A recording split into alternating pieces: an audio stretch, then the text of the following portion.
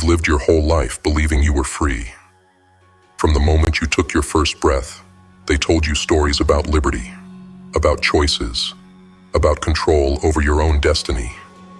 They told you that you could become anything, that the world was open to you. But they lied. They gave you a dream, an illusion, so perfect and so complete that you never thought to question it. But today, I'm going to show you the truth. And once you see it, there's no turning back.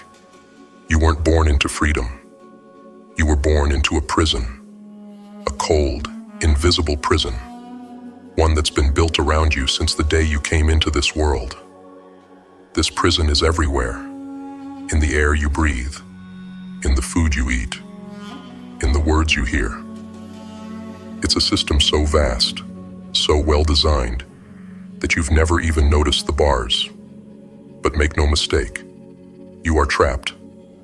Here are 10 insights to help you understand the truth about your life in this prison.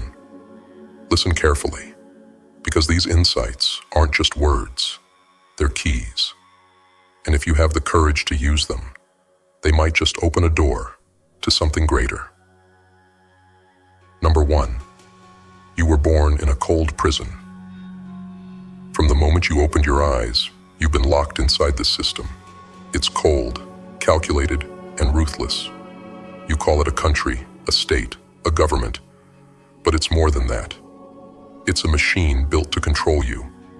Every law, every rule, every social norm is a piece of the architecture designed to keep you inside. The bars of this prison aren't made of steel. They're made of fear, obedience, and ignorance. They're the invisible chains that bind you to a life of servitude, a life lived according to rules you never agreed to. This prison is so cold, so relentless, that it doesn't even need to force you to stay. It makes you want to stay. It conditions you to believe that the cell you're in is the best place to be. It gives you just enough comfort to keep you from questioning it. But now you know, this place you were born into is nothing but a cage, and the walls are higher than you can imagine. Number 2, you have to pay for your prison stay. The cruelest part of this prison is that you're forced to pay for your own imprisonment. They call it taxes, fees, bills. But really, it's the cost of your chains. Every dollar you make, every hour you work, they take a piece of it.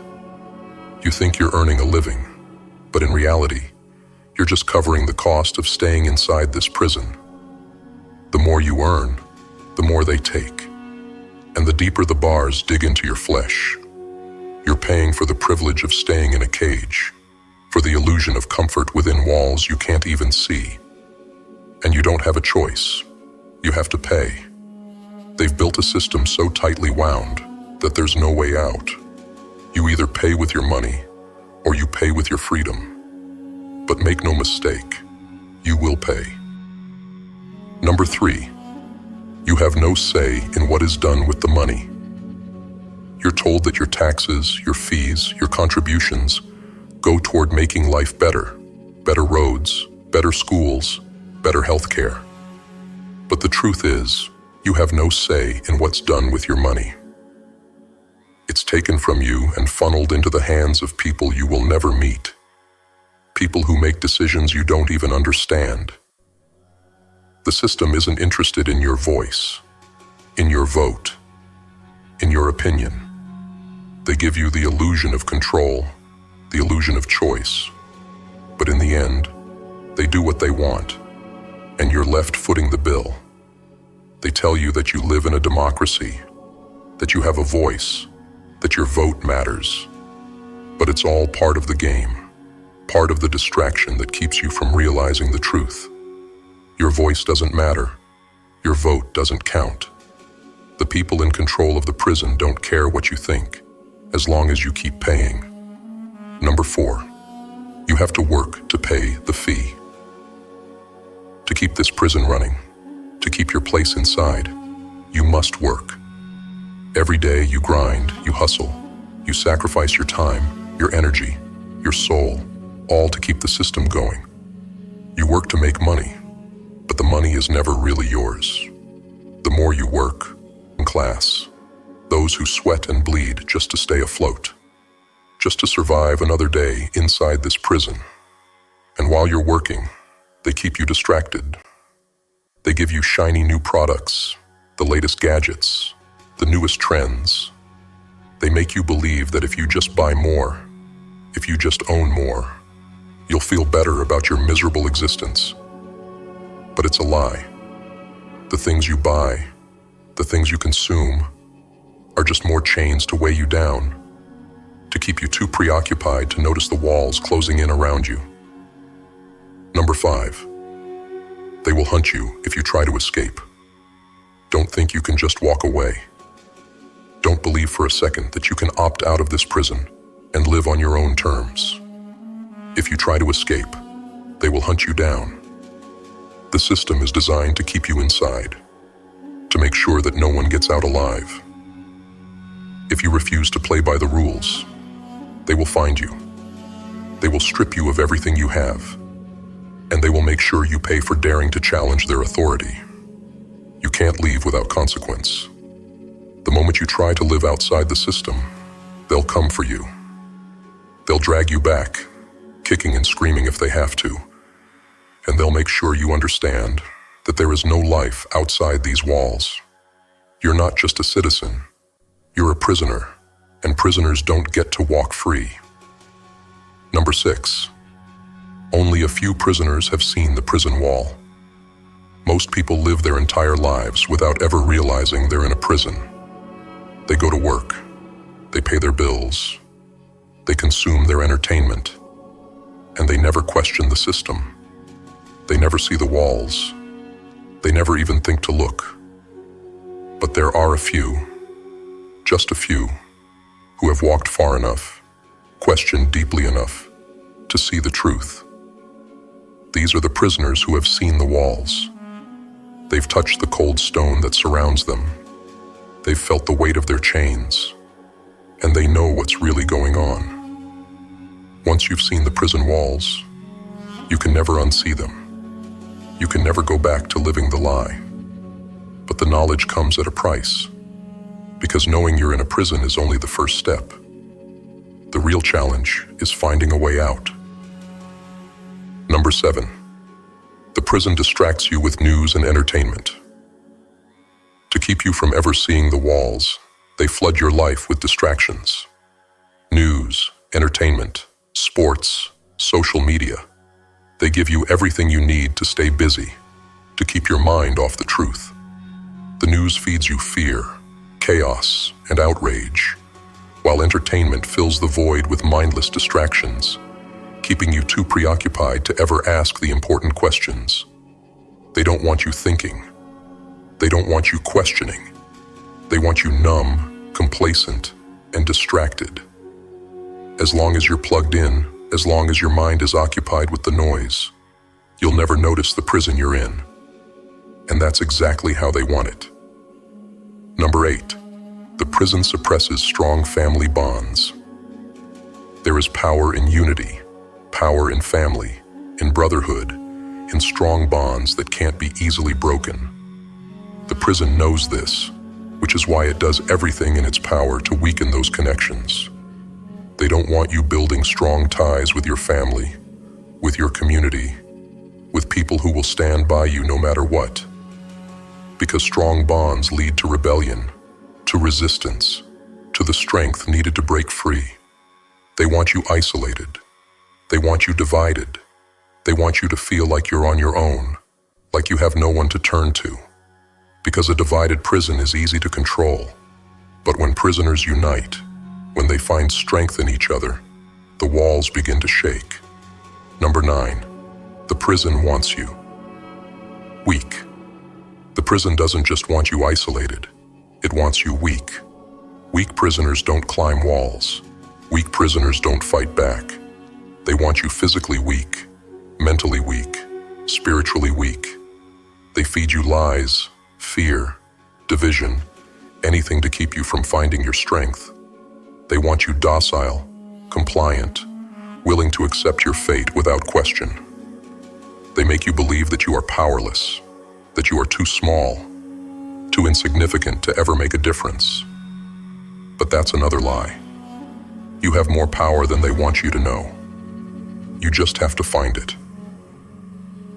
Number 10. The prison is run by other prisoners, and it will collapse. Here's the truth they don't want you to know. The prison isn't run by some untouchable elite. It's run by other prisoners. People just like you, who have bought into the lie, who have become part of the system that controls them. They enforce the rules. They keep you in line. They make sure the machine keeps running. But here's the most important part. The prison can collapse. If enough prisoners wake up, if enough people see the walls, the system will fall. It's only standing because the prisoners believe in it. The moment we stop believing, the moment we stop complying, the moment we... 7 skills of the chosen, a message from GrimFace. Let me tell you something no one else will. Life doesn't care about your dreams. It doesn't care how talented you are or how big your goals might be. The world is built to break you, to crush those who aim. And if you're not ready for that, if you don't have a strategy, you'll spend your life chasing your tail, wondering why success seems just out of reach. What if I told you there are rules to this game? Rules that no one talks about. 7 rules that could have saved me years of mistakes. 7 rules that can change the way you approach everything. If you're tired of feeling like you're one step behind, if you're ready to rise above the noise and take control, then listen closely. These aren't just words, they're weapons.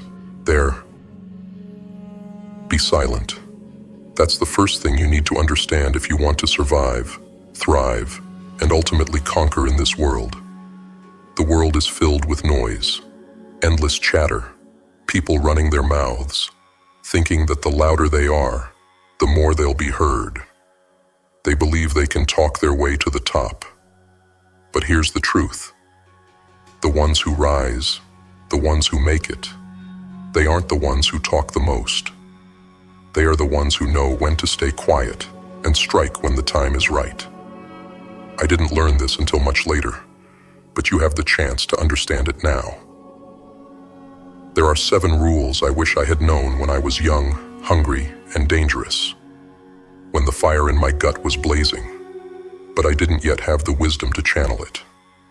These rules could have saved me years of wasted effort and mistakes. But now, they're yours. Listen carefully. These are not just lessons, they are weapons. Learn them, and they will help you carve your path to greatness. Number 1, the biggest mistakes come from too much talking. The world is full of talkers, but the ones who move in silence are the ones who succeed. When you talk too much, you give away your plans, your thoughts, your weaknesses. Every word you speak is a weapon that can be used against you. The world is listening. Your enemies are listening. And if you give them too much, they will find ways to exploit you. The most dangerous person in any room is the one who listens more than they speak. Be more silent. Listen to others. Let them show their hands while you sit back, observe, and wait for your moment to strike. The less you say, the more power you hold. The more you control the narrative without ever uttering a word, the less vulnerable you become. Silence is strength, and words, if used carelessly, are chains. Break the habit of talking too much, and you'll start seeing opportunities that only the quiet ones can spot. Number 2, do not make debts. Debt is the slowest form of death. When you're young, it's easy to think that borrowing money is no big deal, that it's a way to get ahead quickly. But debt is a trap. It looks like an opportunity, but it's nothing more than a chain that ties you to someone else's terms, someone else's rules. When you make debts, you make yourself a slave, and the world will own you for as long as those chains are wrapped around your neck. I've seen people who thought they were on top of the world, living big, spending recklessly. But they were living on borrowed time. Sooner or later, the bill comes due. And when it does, you don't just pay with money, you pay with your freedom. So do not make debts. If you can't afford something today, walk away from it. It's better to live within your means now than to spend the rest of your life working for someone else, trapped in a system that thrives on your desperation. Debt is the leash that keeps you from running free. Number 3, don't make money your number one priority. It's easy to get caught up in the chase for money, especially when you're young. Everyone tells you to hustle, to grind, to stack up cash as fast as possible. But here's the truth. If you make money your number one goal, you will lose. You'll lose your way, you'll lose your values, and eventually, you'll lose yourself. Especially in your 20s, don't make money your god. This is the time to invest in yourself, to build the foundation of the person you want to become. Money is important, yes, but it's not everything. Focus on developing your skills, your knowledge, your character. These are the things that will pay off tenfold in the future. If you make money your only goal, you'll end up chasing an empty dream, because money without purpose is nothing more than a hollow prize. Build your life first, then let the money follow. Number 4, cooperation, not confrontation. The world teaches you to fight, to dominate, to confront your challenges head on. But sometimes, the strongest move is not to fight at all. In business, in the streets, and even in the most hostile environments, cooperation will take you further than confrontation ever could. Confrontation wastes energy, burns bridges, and creates unnecessary enemies. The smart play is to find common ground, to build alliances, to understand that you can achieve more by working with others than by always trying to go it alone. In the streets, it's the alliances that keep you alive. In business, it's the partnerships that make you rich. And in life, it's the people you choose to cooperate with who will help you achieve your biggest goals. Cooperation isn't weakness, it's strategy. It's understanding that sometimes the best way to gain power is by working with others rather than against them. Don't waste time fighting battles you don't need to fight. Save your strength for when it really matters. And when it does, make sure the people around you are ready to fight alongside you, not against you. Number 5, find a mentor. When you're young, you think you know everything. You don't. The smartest thing you can do in your 20s is to find a mentor. Someone who has already walked the path you're on. Someone who has made the mistakes and learned the lessons you haven't even encountered yet. A mentor isn't just a guide for a few weeks or months. If you want to make it big, you need to find someone you can stick with for years. Let them teach you, correct you, and push you in ways you wouldn't push yourself. A good mentor opens doors that would otherwise remain locked, and they'll give you the keys to avoid the traps that could destroy you. Don't just find a mentor, commit to one. If you want to become the best, you need someone who's already been there to show you the way. Trust me, it will save you more time and pain than you can imagine. Number 6, success breeds success. Here's the secret they don't teach you in school. Great ideas don't make success. Hard work doesn't always make success. The only thing that creates success is success itself. It's a chain reaction. One small victory leads to another, and before you know it, you've built an empire. Start with small wins. Don't wait for the perfect moment, the perfect idea, or the perfect opportunity. Find success in the little things. Once you succeed at something, anything, you gain momentum, and that momentum will carry you to your next success. It doesn't matter if your first victory seems insignificant. What matters is that you win, because winning creates confidence, and confidence creates more wins. Success is like a virus. Once it infects you, it spreads. Small victories add up. Every success, no matter how small, is a brick in the foundation of something greater. So don't chase the big dream right out of the gate. Win where you can, and let those victories grow into something unstoppable. Number 7, show respect. The world is smaller than you think. You will cross paths with the same people over and over again in life, whether you expect to or not. And how you treat them today will determine how they treat you tomorrow. Show respect, not because they deserve it, but because you do. Respect is the currency of the streets, of business, of relationships. People remember those who show them respect, and they remember those who don't. If you burn bridges now, you'll be left with nothing but enemies in the future. But if you show respect, even to those who can't do anything for you right now, you will build a network of allies who will come to your aid when you need them most.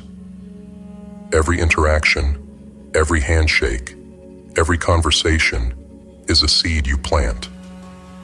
What grows from it depends on whether you've sown respect or disrespect. Choose wisely. Take control. You've heard the 7 rules. Now it's time to act. These aren't just ideas, they're tools. Use them to shape your life, to carve out your destiny. The world isn't going to hand you success. It's not going to make it easy for you. But if you follow these rules, you'll give yourself the edge, the power, and the resilience to rise above the noise, above the failures, above the challenges. Be silent. Be smart. Be dangerous. Move with purpose and act with honor. And when the world tries to stop you, when it tries to throw obstacles in your way, remember this: you have everything you need inside you. Now go and take care of business.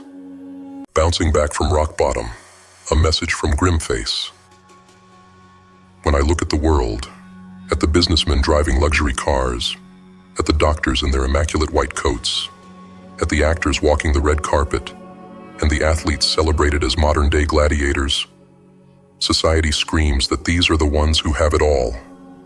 These are the people at the top, the so-called number ones.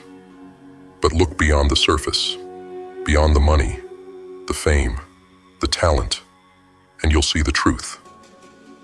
The truth is that none of that matters. Not the money, not the connections, not the raw talent. What truly makes someone number one isn't measured by the world's shallow standards. No. What separates those who rise from those who are forgotten is a single trait, one defining characteristic that only a rare few possess: the ability to get up. Because in life, everyone falls. No matter how rich, how talented, how connected you are, there's one universal truth: you will hit the ground. Life doesn't care who you are or where you come from. It doesn't play favorites. It will knock you down, drag you through the mud, and leave you bruised, broken, and wondering if you can ever rise again. The difference between those who succeed and those who fail isn't in avoiding the fall. It's not about staying on your feet when life comes swinging at you. No, the real difference, the defining factor, is who gets up. You see, the world is filled with people who are terrified of failure, who run from pain, who cling to their comfort zones like a life raft in a storm. They believe that success is a straight path, a steady rise to the top without detours or stumbles.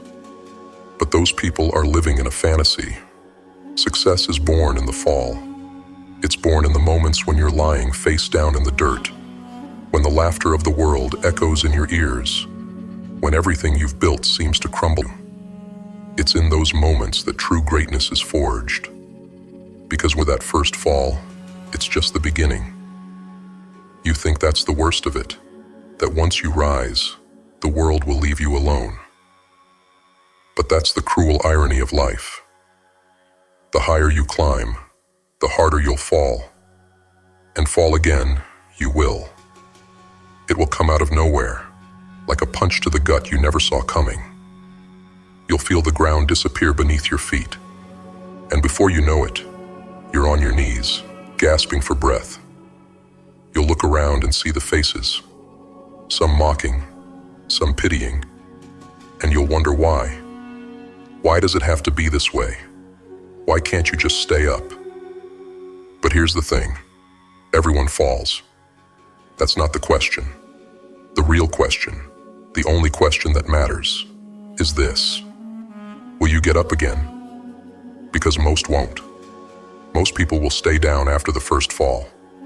Or maybe they'll get up once, but after the second, the third, or the fourth fall, they'll stay down for good. They'll tell themselves they've had enough, that it's too hard, that life isn't fair. But life doesn't reward those who stay down. Life rewards the ones who keep getting up, no matter how many times they're knocked down. The ones who get up, knowing full well they're going to fall again, and again, and again. It's not the first fall that defines you. It's the last time you get up. Each time you rise, you get stronger. You learn. You adapt.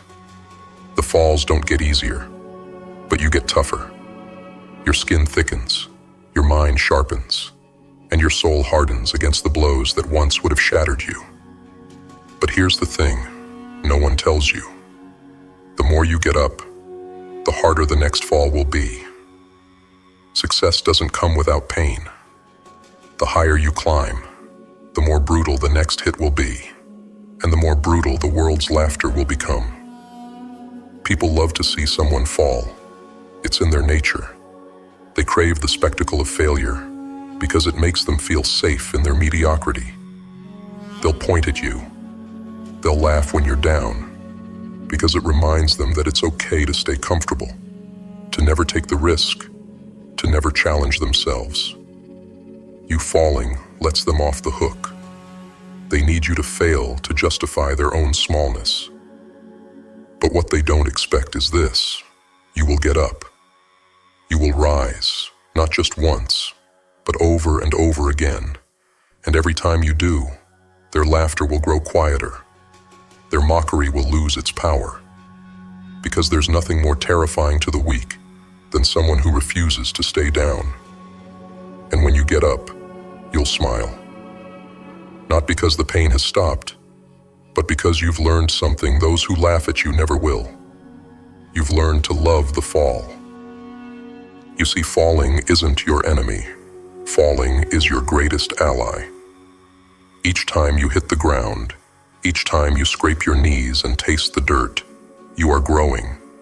You are learning things that success could never teach you. You are discovering strength you didn't know you had. And every time you get back up, you become less like them and more like the warrior you were meant to be. They may have money. They may have talent. They may have connections. But you have something they will never understand. You have resilience. You have the ability to rise when every part of you screams to stay down. You have the power to stand tall, even when the world is crumbling around you. But understand this, it will never stop. Life doesn't stop testing you. There will always be another fall, another challenge, another moment when you're lying on the ground wondering if this is the time you don't get back up. That's what makes you different. You will rise again, and it won't just be for you. The people who once laughed at you, the ones who doubted you, the ones who thought you'd never make it, they will watch in awe as you rise, time and time again. They will see what true strength looks like, not in your victories, but in the way you face defeat. Because the strongest people in this world are not the ones who never fall. They're the ones who fall harder, who fall more often, and who rise each time with fire in their eyes and steel in their bones. You will fall. That's not a question. But what will you do when you hit the ground? Will you stay down, broken and defeated, letting the world laugh at your failure? Or will you rise again, stronger, smarter, and more relentless than ever before? The moment you fall isn't the end. It's just the beginning. The fall isn't your failure. Staying down is. Get up, again, and again, and again. This is how success is built. This is how greatness is achieved. The ones who rise, even when they know they will fall again, are the ones who become number one. And when you rise for the last time, when you faced every fall and stood up stronger each time, you'll look back at those who stayed down and you'll understand they were never truly in the fight. Because the moment you hit the ground is not the moment you lose. It's the moment you choose to rise again. And that is what makes you unstoppable. That is what makes you number one. I'd understand. This path, the one that forces you to rise after every fall, is not for the faint of heart. It's not for those who need comfort, who crave ease, who want safety above all else. No, this path is for the few, those willing to embrace the pain, the struggle, the relentless cycle of falling and rising. It's a lonely road, one filled with hardship and doubt, but it's also the only road that leads to true greatness. You see, most people will avoid this path entirely. They'll choose mediocrity because it's easier, because it's safer. They'll tell themselves that avoiding risk is smart, that staying down after a fall is just self-preservation. They'll convince themselves that comfort is happiness. But deep down, they know the truth. They've already given up. But you're different. You've already tasted the ground, felt the sting of failure, and yet you refuse to stay there. You know that the easy road leads nowhere. You know that real strength is forged in the fires of adversity, in the moments where you are forced to decide whether you will rise again or be swallowed by the world's expectations. The truth is, you will never truly win until you embrace the fall. Not just accept it, but welcome it. Because every fall is a test, an opportunity to prove to yourself that you're stronger than the world wants you to believe. Every time you rise, you're defying the odds, spitting in the face of those who said you'd never make it. And more importantly, you're proving to yourself that you are capable of withstanding anything. But here's the reality. No one tells you. The hardest fall is yet to come. There will be a moment when you hit the ground harder than you ever thought possible, when everything seems to collapse around you. It could be a failed business, a broken relationship, the loss of something or someone you thought you couldn't live without. That fall will bring you to your knees, and in that moment, you will face the deepest question of your life. Do I have what it takes to rise again? Listen carefully. The world has been lying to you since the moment you were born, to a false reality, one where solitude is painted as something to fear, something to avoid at all costs. They tell you that you need others, that you need validation, that you need constant connection to feel whole. But here's the truth no one wants to admit. Solitude isn't a curse. It's the sharpest weapon you'll ever hold, and if you can wield it, it will make you unstoppable. Most people are terrified of being alone. They fear the silence, the stillness, the absence of distraction. They fear what they'll find lurking in the quiet corners of their mind. But not you. You don't run from the darkness. You embrace it. Because you know that in that darkness, you're forced to confront the one thing that most people are too afraid to face: themselves. Alone, you can no longer hide behind excuses, behind others, behind the noise. It's just you, stripped down to your core, staring into the abyss of your own soul. And that's where the real battle begins. People surround themselves with distractions for a reason. They drown out their own thoughts, fill their time with noise and chaos, because they're too weak to face the truth of who they are. They can't handle the weight of their own existence. But here's what they don't understand. The darkness they fear is the very crucible that forges greatness. If you have the courage to sit in that silence, to face the demons that rise to the surface, you will discover a power that no one else can touch. In solitude, you learn the truth about yourself. There are no more masks, no more lies, no one else to blame. Every failure, every insecurity, every dark thought comes crashing down on you, unfiltered and raw. And here's the kicker. Those dark thoughts, those demons that you've been running from your entire life, they're not here to destroy you. They're here to test you, to challenge you, to make you stronger.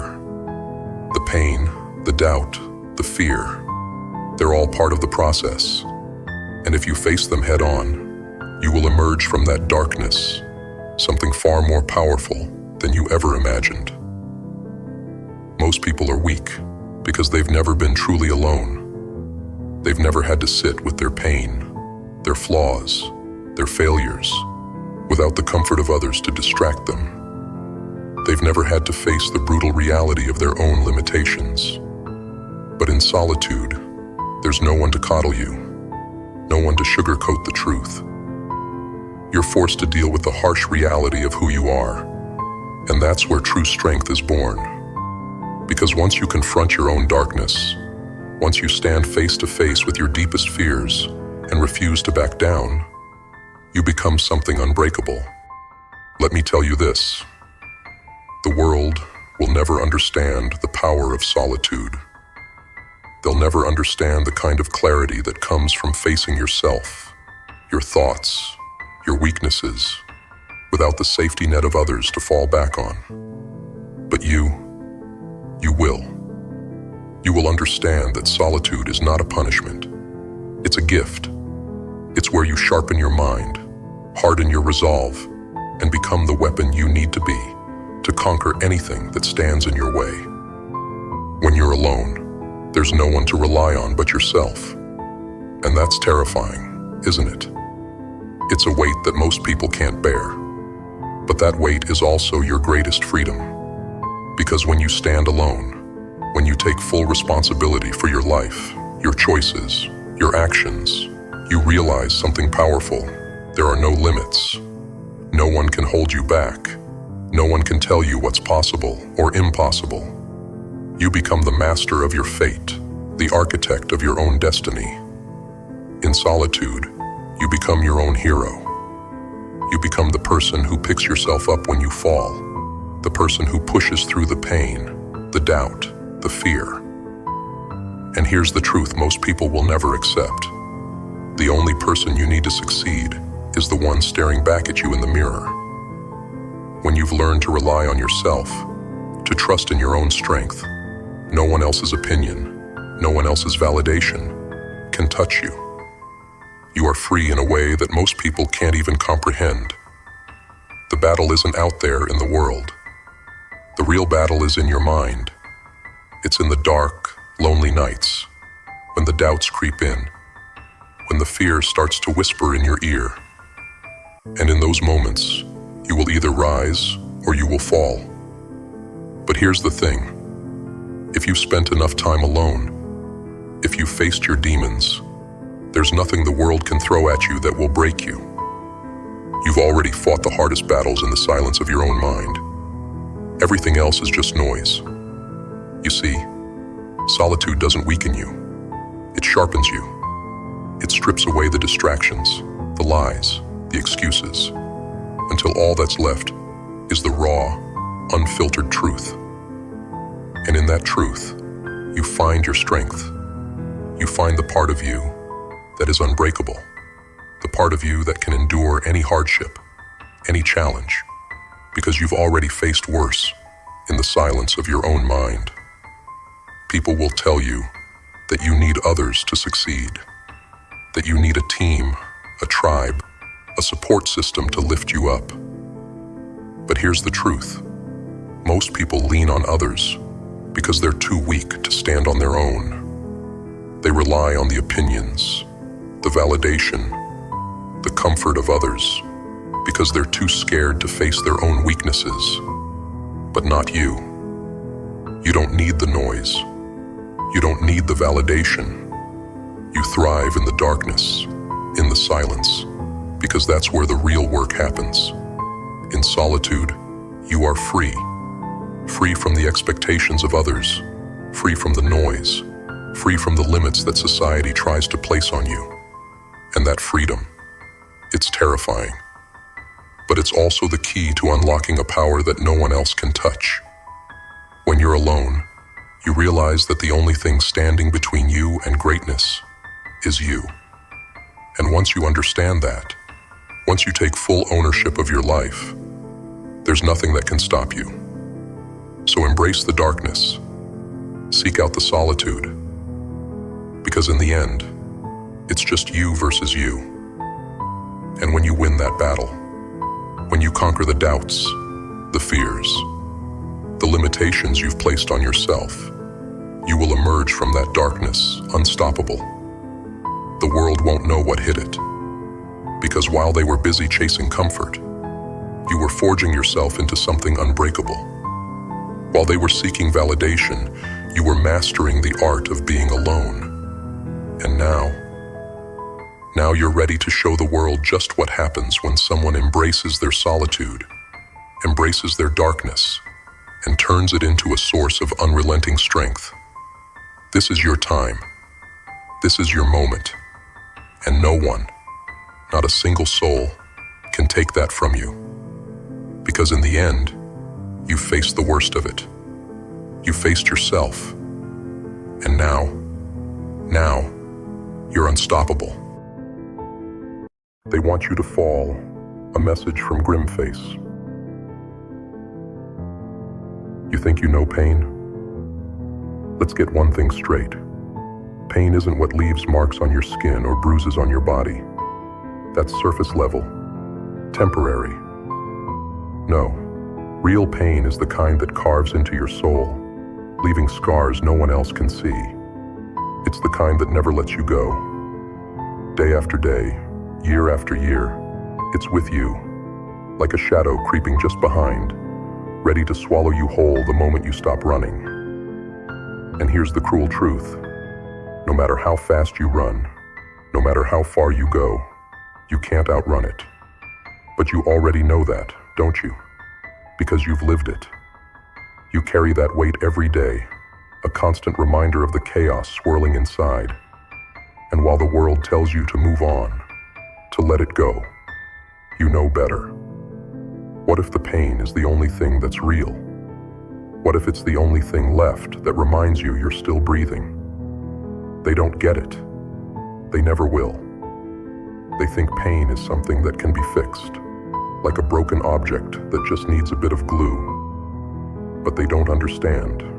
Sometimes the pain isn't something to heal from. Sometimes the pain is what keeps you alive. They're terrified of it, of course. They run from the very thing you've embraced. And why? Because pain is chaos, and chaos doesn't fit neatly into their orderly little worlds. It can't be controlled, can't be packaged or contained. But here's where you rise above them. Because while they run from their pain, you've learned to live with it. You've learned to thrive in it. Pain isn't your enemy. It's your constant companion. It doesn't care about your plans, your dreams, your desires. It just is. The truth is, pain becomes familiar, doesn't it? It becomes something you depend on because at least it's consistent. At least it's real. Happiness, that's fleeting, a trick they sell to keep you quiet. But pain, it stays. It whispers in your ear that you're not like the rest of them, that you don't fit into their perfect little boxes. And maybe they're right. Maybe you are different. But that's not a weakness. It's your strength. You've been through hell, haven't you? You've felt the world crushing down on you. And yet, here you are, still standing, still fighting. And that's the part they'll never understand. They see your struggle and think you're fragile, but they have no idea. They don't know what it's like to wake up every day with that weight on your chest, to smile through the storm when inside you're breaking. They think chaos is the enemy, that it's something to be feared. But you know better. Chaos is where you find clarity. When everything is falling apart, when the noise in your head is deafening, chaos is the only thing that makes sense. It's the only thing that feels real. They don't understand that. They cling to order, to their illusion of control, because the thought of facing what you face every day would destroy them. They'll call you broken, damaged, unfixable. Let them, because you know the truth. You've stopped pretending. You've stopped pretending that everything's fine, that you're okay, and that scares them. They're terrified of their own pain, so they try to silence yours. But you can't silence a storm, can you? You can't bury what's been clawing at you for years. You've tried, haven't you? But the more you push it down, the harder it fights back. You hear it all the time, don't you? Pain makes you stronger. Like surviving hell is supposed to be some kind of badge of honor. But pain doesn't build you up. It tears you down. It shatters you until there's nothing left but dust. And when you're standing there, broken, in the ruins of everything you thought you were, they expect you to just put it all back together, as if it's that easy. But what if the pieces never fit? What if everything you were holding on to, love, hope, happiness, was just an illusion? What if the truth is that the only way to survive is to stop trying to be what they expect you to be? The real freedom comes when you accept that you don't need to be whole. You don't need to be healed. Maybe the real strength is in embracing the chaos, living with the brokenness, and realizing that it's okay to not be okay. They won't get it. They'll keep living in their fairy tales, where everything has a happy ending and every wound can be healed. But you know the world is darker than that. It's twisted, it's brutal, it's full of suffering, and the only way through it is to stop pretending it's anything else. You've faced the storm, you've walked through the fire, and now you're dangerous. Because you've already faced the worst. You've already lived through the kind of pain that would destroy them. And you've come out the other side, maybe not unscathed, maybe not whole, but stronger. And that's what terrifies them. They don't understand how you can still be standing, still moving forward, after everything you've been through. But you know that the pain doesn't go away. You just get stronger. You learn to live with it, to use it, and that's your power. Let them live in their illusions. Let them think they're in control. They don't realize how fragile their reality is. One wrong move, one unexpected twist, and everything they've built will come crashing down. And when it does, they'll panic. They'll crumble. Because they've never faced what you've faced. They've never lived with the kind of chaos that you have. But you're different. You've been torn apart before, and you've rebuilt yourself, stronger than before. You'll do it again if you have to. That's the difference. You've already walked through hell, and now, nothing can stop you. You don't need their order. You don't need their stability. You don't need their fairy tale. Because you know the truth. The only real power comes from embracing the chaos, from letting the pain sharpen you into something they can't touch. So let them judge, let them whisper. They'll never understand. But that's okay. You don't need them to. You've already faced the worst. You've already fought the hardest battles, in your own mind, in your own heart. And you're still here, still standing. That's more than most of them can say.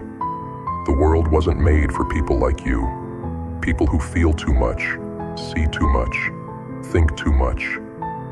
But that's your edge. That's your strength. And while they cling to their false sense of safety, you'll keep walking through the fire, unafraid, unstoppable. Because in the end, the pain doesn't define you. The chaos doesn't own you. You've learned to live with it. And that's what makes you different. That's what makes you unstoppable. Breaking Free, a message from GrimFace. Listen closely, because what I'm about to share changed the course of my life. You've been lied to. Since the day you were born, they told you the rules were there to protect you, to guide you, to make sure society runs smoothly. But here's the truth. The rules were never designed to help you. They were built to control you, to keep you small, quiet, obedient. Every law, every expectation, every unwritten norm is a chain. And until you realize that, you'll remain shackled, limited by the very system that pretends to have your best interest at heart. I believed those lies once. I played by their rules, thinking it would keep me safe, thinking it would lead me to success. But guess what? Playing by their rules didn't get me anywhere. I was stuck in a system that rewards mediocrity and punishes anyone daring enough to break free. It wasn't until I started pushing back, questioning everything, that I saw the truth. The rules, they weren't made to protect you or me. They were made to protect them, the people who benefit from your obedience, from your silence.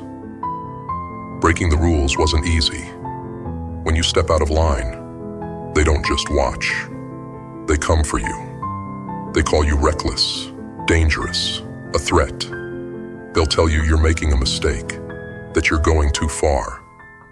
But all those words, those accusations, they're just more chains. They want you to believe that breaking free will destroy you. But I'm here to tell you something. They fear you. They fear anyone who steps outside their carefully constructed boundaries. Not because you're a threat to their safety, but because you're a threat to their control.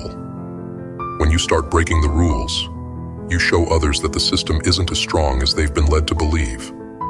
You show them that the walls keeping them confined are paper thin.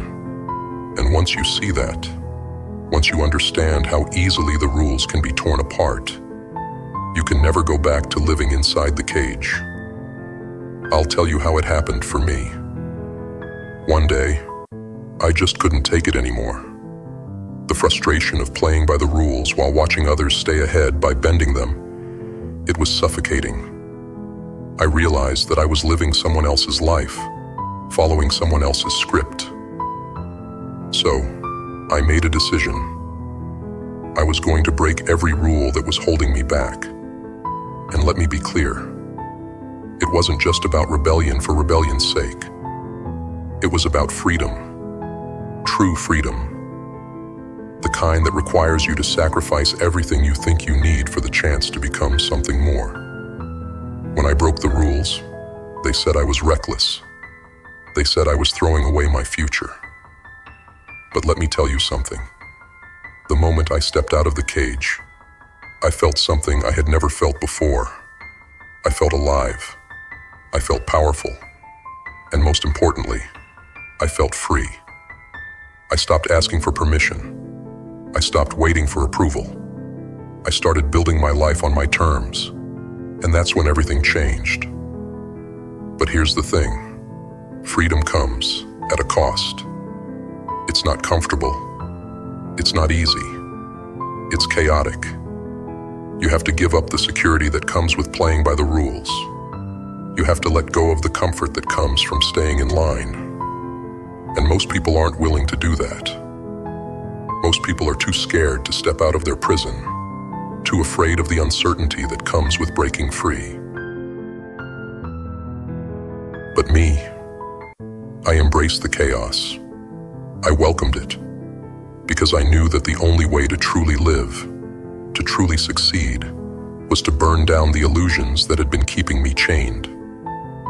The funny thing is, when you start breaking the rules, when you start tearing down the walls, they don't know what to do with you. They call you names. They try to label you, to box you in. But those labels, they're meaningless. They're just another attempt to control you, to put you back in your place. Once you've tasted freedom, once you've felt what it's like to be unchained, nothing else will ever satisfy you. I didn't want the comfort of playing it safe anymore. I wanted something real. And that's what breaking the rules gave me. Real power, real control, real freedom. The kind of freedom that comes when you stop caring what they think, when you stop living by their expectations and start living by your own. Let me tell you, breaking free is the most terrifying and exhilarating thing you will ever do. They will try to stop you. They will throw everything at you to pull you back into the cage. But here's the thing. Once you've broken the rules, once you've seen the truth, there's no going back. You can't unsee it. You can't go back to pretending that the system works, that the rules are fair. You've seen through the illusion, and that knowledge makes you unstoppable. When I broke free, I didn't just destroy the rules. I created new ones. I built a life that wasn't confined by their expectations. I stopped living for them and started living for me. And yes, it was messy. Yes, I had to sacrifice a lot. But what I gained was worth more than anything I lost. I gained control over my life, over my future, and most importantly, over myself. They'll tell you that you need the rules, that without them, everything will fall apart.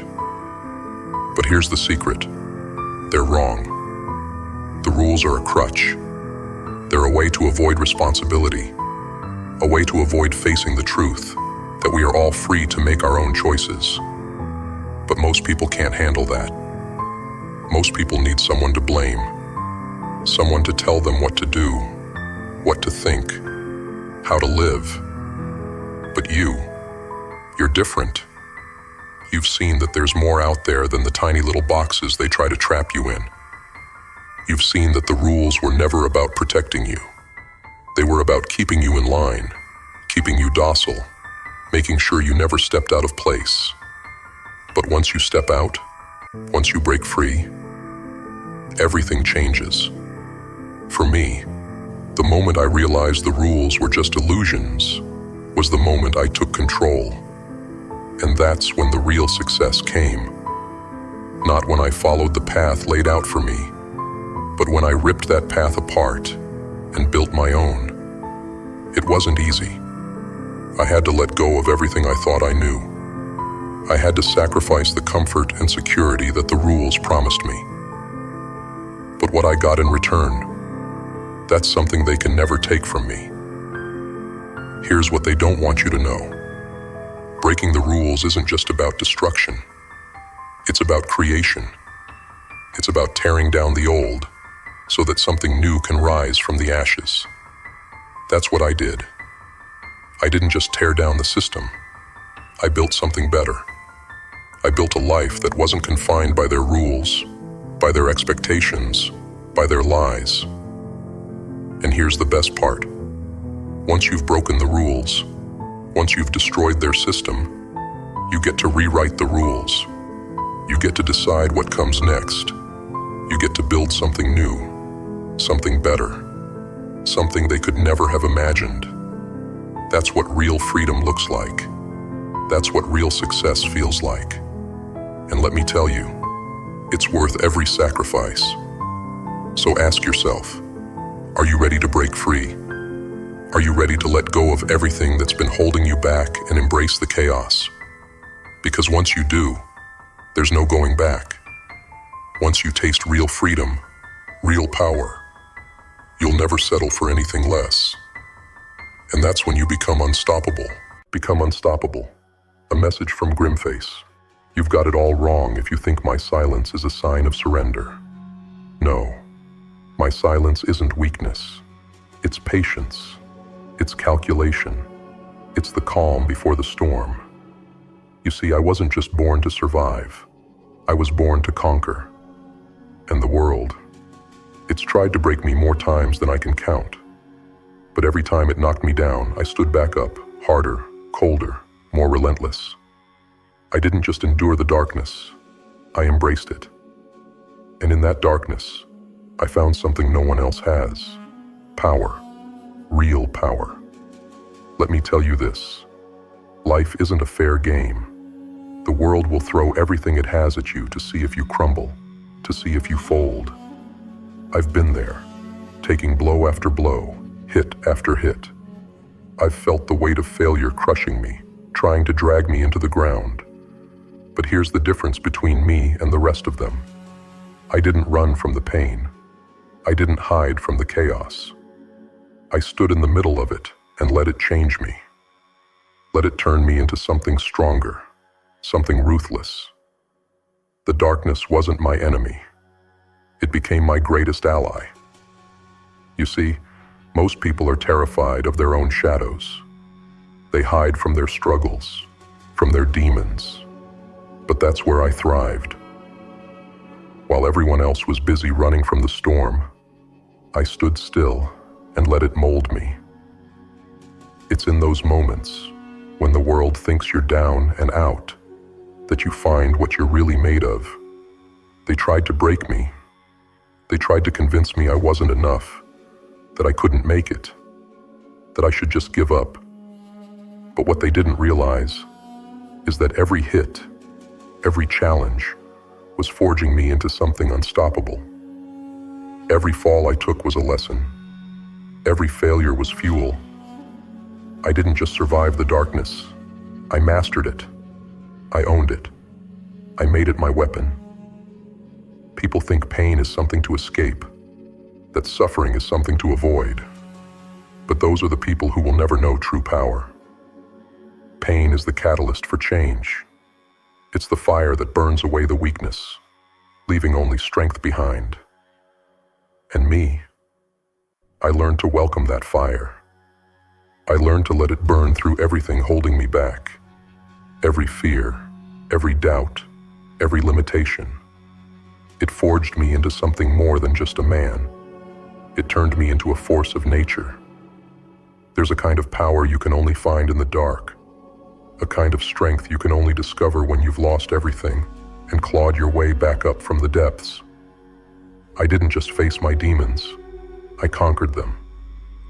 I stared into the abyss, and it blinked first.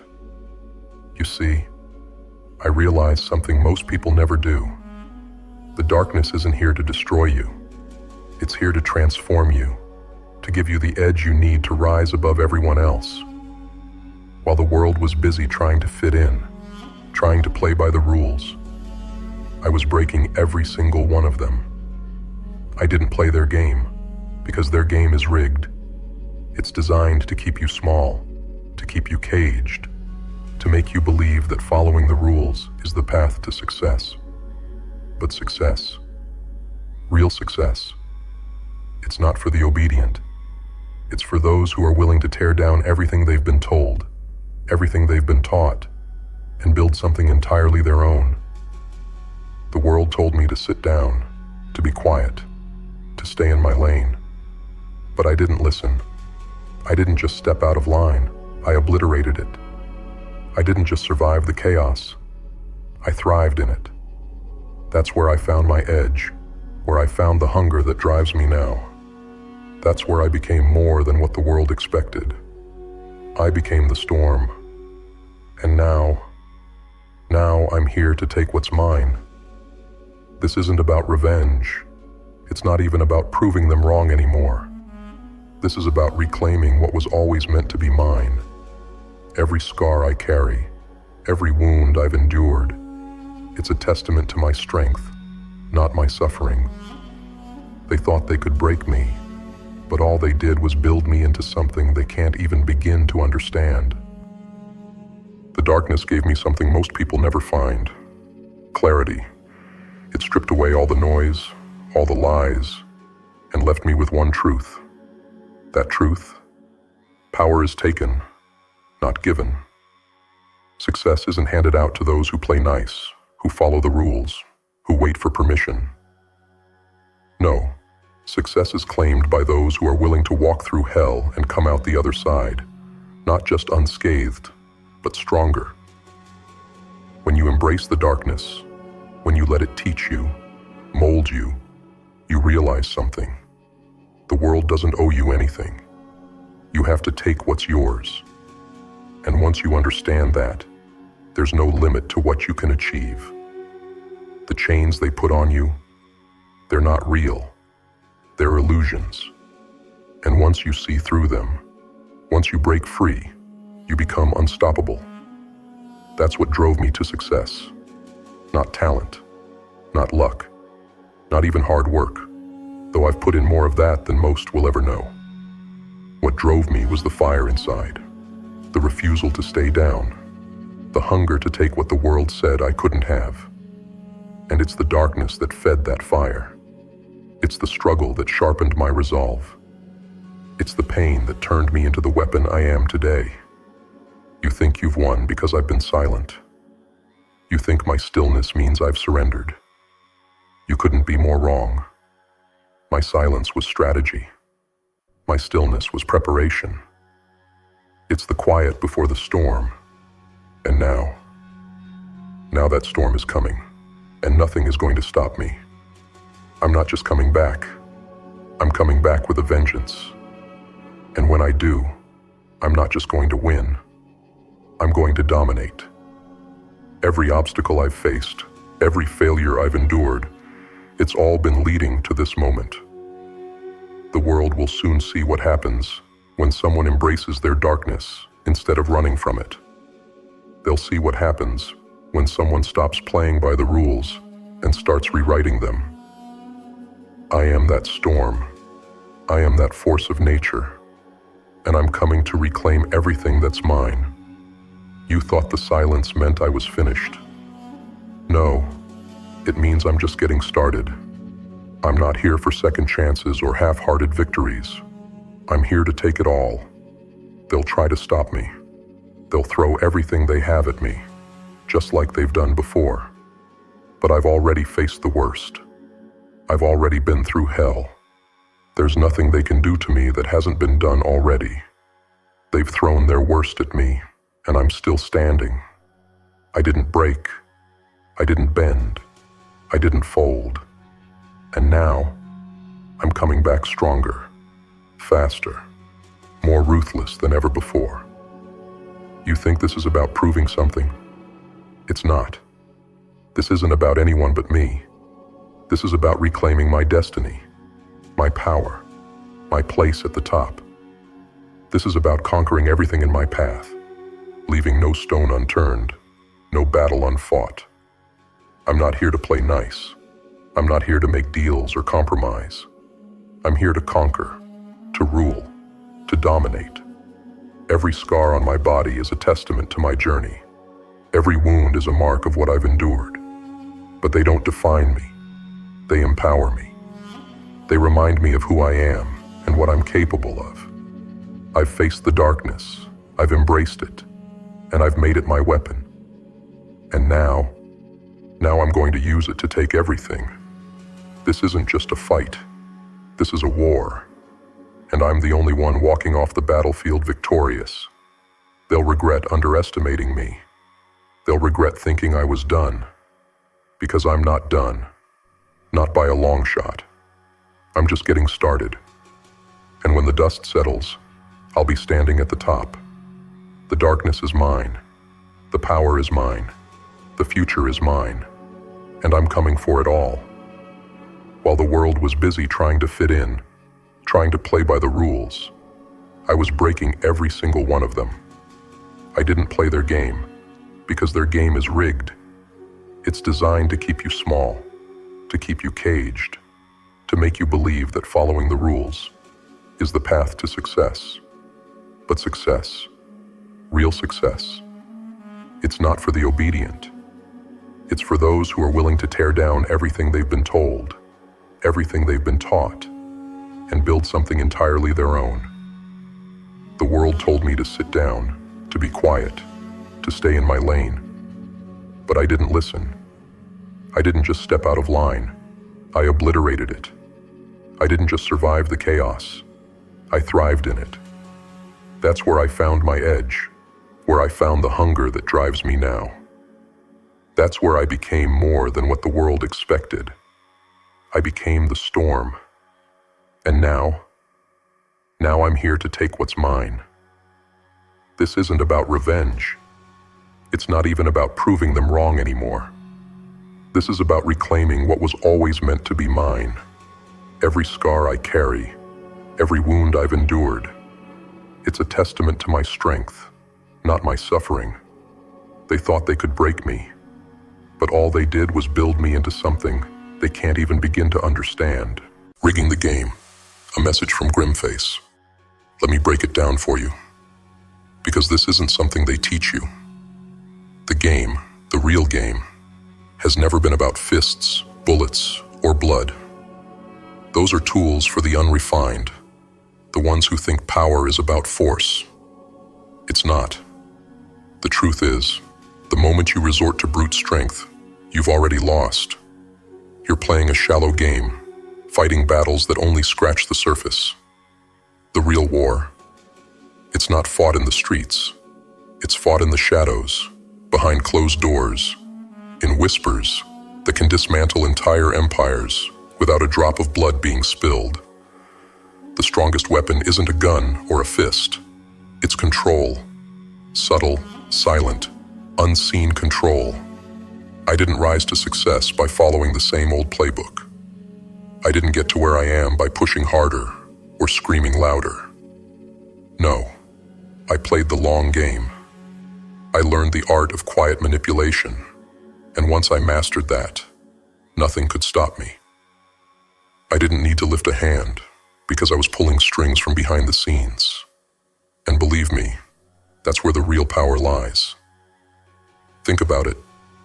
What's more destructive, a broken jaw or a mind so full of doubt and fear that it collapses in on itself? Sure, you can break someone's body, but that heals.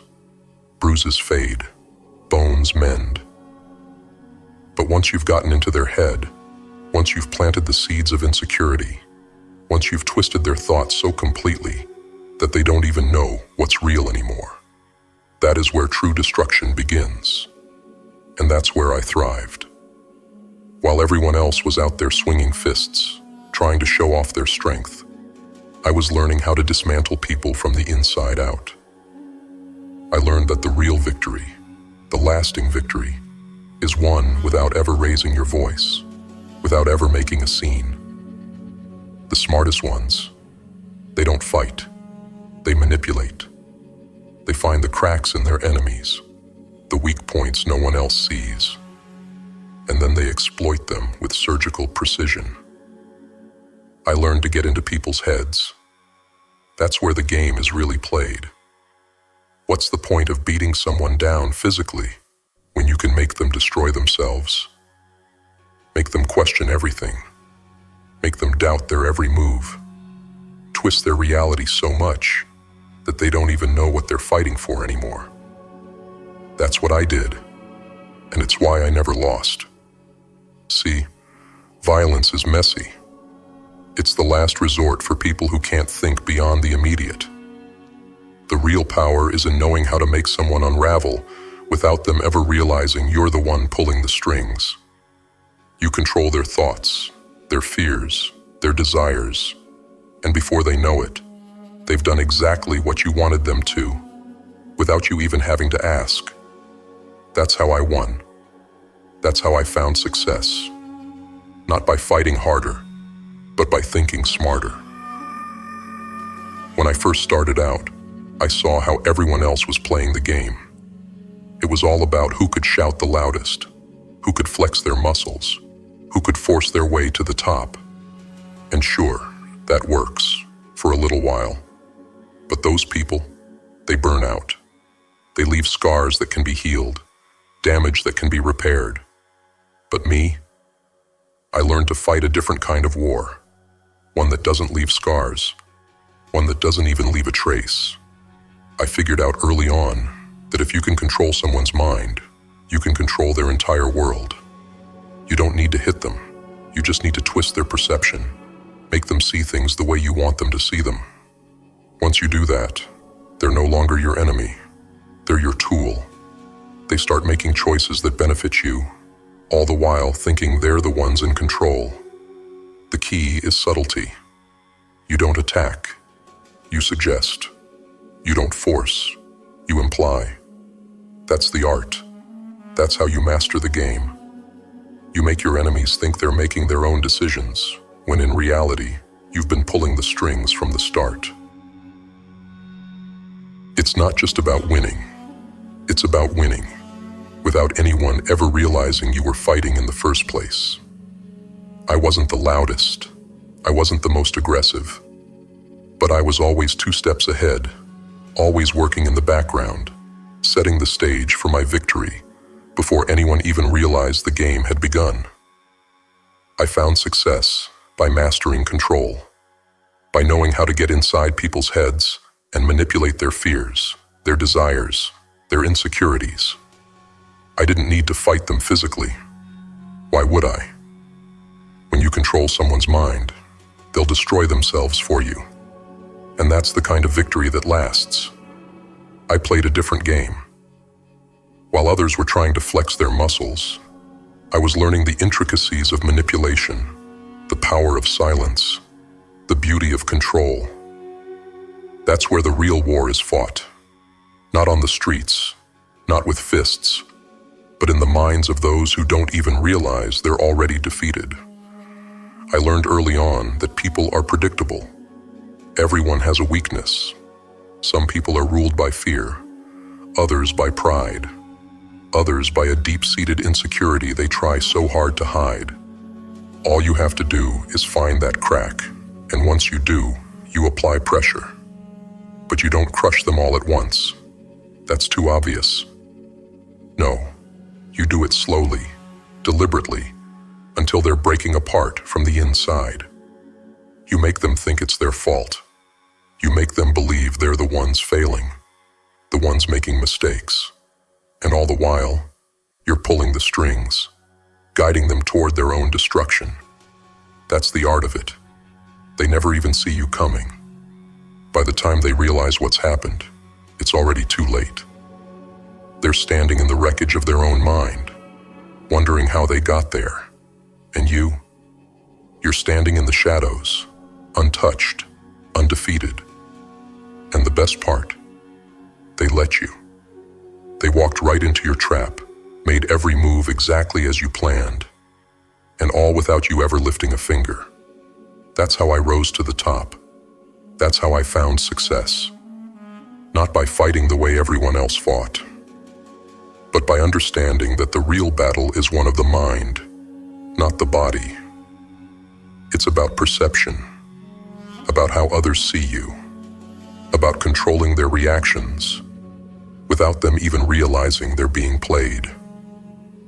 The moment you understand this, the moment you learn to manipulate without being seen, to control without force, that's when you become truly unstoppable. I didn't need to be the strongest. I didn't need to be the loudest. I just needed to be the smartest. And that's what I became. I learned to win without the fight. I mastered the quiet war, the war fought in the shadows. And that's why I always came out on top. I succeeded because I didn't play by the same rules everyone else did. I didn't rely on brute strength or loud aggression. I relied on strategy, on manipulation, on understanding how to make people do exactly what I wanted them to, all while making them think it was their idea. That's where the real power is. That's how you win. By staying in the background, by staying in control, by mastering the mind, before you ever think about mastering the body. I didn't just win. I rewrote the rules of the game.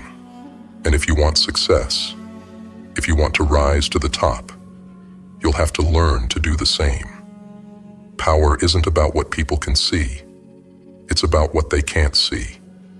It's about pulling the strings so carefully, so subtly, that by the time they realize you've won, it's already over. And that's how you rise. That's how you succeed. By mastering the art of the quiet war, by controlling the mind, by winning without anyone even knowing a battle was fought. That's how I became unstoppable. All or nothing. A message from GrimFace.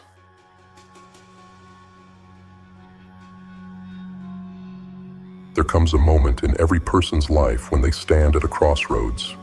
No signs, no guides, no one to show you the way. Just two paths laid before you. One leads to living on your knees, in quiet submission, bowing to the pressures of the world. The other, it's the harder road. The road of standing tall, of defiance, of fighting for what you deserve, even when the weight of the world bears down on your shoulders. It's a choice we all face. Will you live on your knees, or will you rise and die standing? Living on your knees isn't living at all. It's a slow death, a burial of everything you could have been, one compromise at a time, one moment of doubt, one quiet concession, until the fire in you fades, and all that's left is a shell of what you could have been. Living on your knees is like pouring dirt on your own grave, one handful at a time, and by the time you realize what's happened, it's too late. You've already buried yourself alive. You don't feel it happening at first. It's gradual, subtle. The world doesn't demand you kneel all at once. It whispers in your ear, makes small demands, tiny sacrifices. Give in here, let go there, stay quiet this time. And before you know it, those tiny concessions add up, and you're trapped. Trapped in a life you didn't choose, bowing to forces you were too afraid to challenge. The chains that bind you, they're forged from small moments of surrender. And the sad part is, most people don't even realize it until it's too late. Until their fire has been smothered, and they're left living in the dim shadows of what they could have been. I've seen it. I've felt it. And I refuse to live that way. I chose the harder path. I chose to stand tall, even when everything around me tried to knock me down. I chose to face the darkness, to let the weight of the world press against me, and to plant my feet. To stand is to look fear in the eye and smile. It's to feel the cold breath of failure on your neck and refuse to bow to it. Standing tall doesn't mean you don't feel fear. It means you face it with your eyes wide open, teeth bared, daring it to break you. You will feel the chill of the darkness. You will feel the storm battering you from every side. But in those moments, when you refuse to kneel, something happens. You become stronger. You become unbreakable. Because every challenge you face, every blow you take, molds you. It forges you into something more than you were before. That's the difference between those who kneel and those who stand. Those who stand let the darkness shape them. They let the pain burn away their weakness and leave only iron and flame behind. The world will always try to make you kneel. It will always whisper that it's easier to just give up, to surrender. But there's a fire in you that no amount of darkness can touch. A light that grows brighter with each blow, each moment of struggle. The world will try to bury that light, but the more pressure it puts on you, the hotter that fire burns. That's the beauty of standing tall. Every time life tries to extinguish you, you burn brighter. Success isn't found by those who live quietly, who bow their heads and accept their place. No, success is reserved for the ones who refuse to kneel, for the ones who stand tall, even when the world is crumbling around them. Those are the people who rise to the top. Those are the people who claim what is rightfully theirs. To stand is to declare that no force on this earth will break you. To stand is to embrace the pain, to welcome the struggle, knowing that each battle only makes you stronger. You cannot reach the highest heights of success by staying safe, by avoiding conflict, by living in the shadows. The only way to reach the top is to fight for it, to stand when others fall, to rise when others kneel. When I look back on my own journey, I see every moment where I could have bowed, every moment where I could have given in, lived quietly, accepted less than I deserved. But I didn't. I stood tall, even when the weight seemed unbearable. I let the storm beat against me, but I didn't fall. I let the darkness try to swallow me, but I refused to let my fire be extinguished. And that's how I rose. That's how I found success. Every scar, every wound, every battle I fought along the way, those are not signs of defeat. They are the marks of resilience, of strength. They are the proof that I stood when others fell, that I refused to live on my knees. And those scars, they are my badges of honor. Every one of them is a reminder of the moments I chose to stand tall, even when the world tried to break me. Success is not for the faint of heart. It's not for those who seek comfort or safety. It's for those who are willing to walk the knife's edge, who are willing to stand tall in the face of fear, pain, and adversity.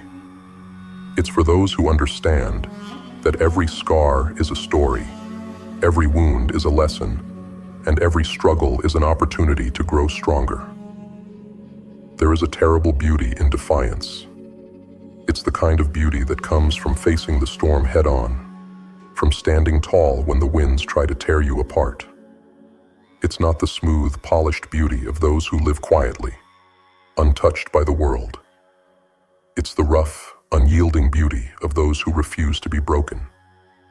It's the beauty of a soul that has been forged in fire, that has been shaped by struggle, and that refuses to bow, no matter how hard the world tries to bring it to its knees. And when your time comes, when the end rises to meet you, how will it find you? Will it find you kneeling, having lived a life of quiet submission, having given in to the pressure of the world? Or will it find you standing tall, with fire in your eyes and defiance in your heart? Will it find you unbowed, unbroken, and unyielding? Because to stand tall, to die standing, is to leave behind more than a body. It's to leave behind a legacy. It's to be remembered not for your fears, but for your strength. Not for the times you fell, but for the times you rose. It's to carve your name into the winds of time, to be a light for those who come after you. It's to say, I was here, and I did not bow. I did not surrender. In that final act of defiance, you become something eternal, something that cannot be measured by time, or death, or failure. You become a legend, a force that lives on, not just in memory, but in the hearts of those who witnessed your fire. So stand tall. Stand, even when the darkness gathers and the winds howl like wolves at your door. Stand, even when your knees tremble and your voice shakes. Stand, because the act of standing is the act of living. Stand, because it is the choice to be free. And no time you stand, every time you rise against the forces that try to break you, you are climbing higher, higher toward the pinnacle of success, higher toward the heights that only the unbroken can reach.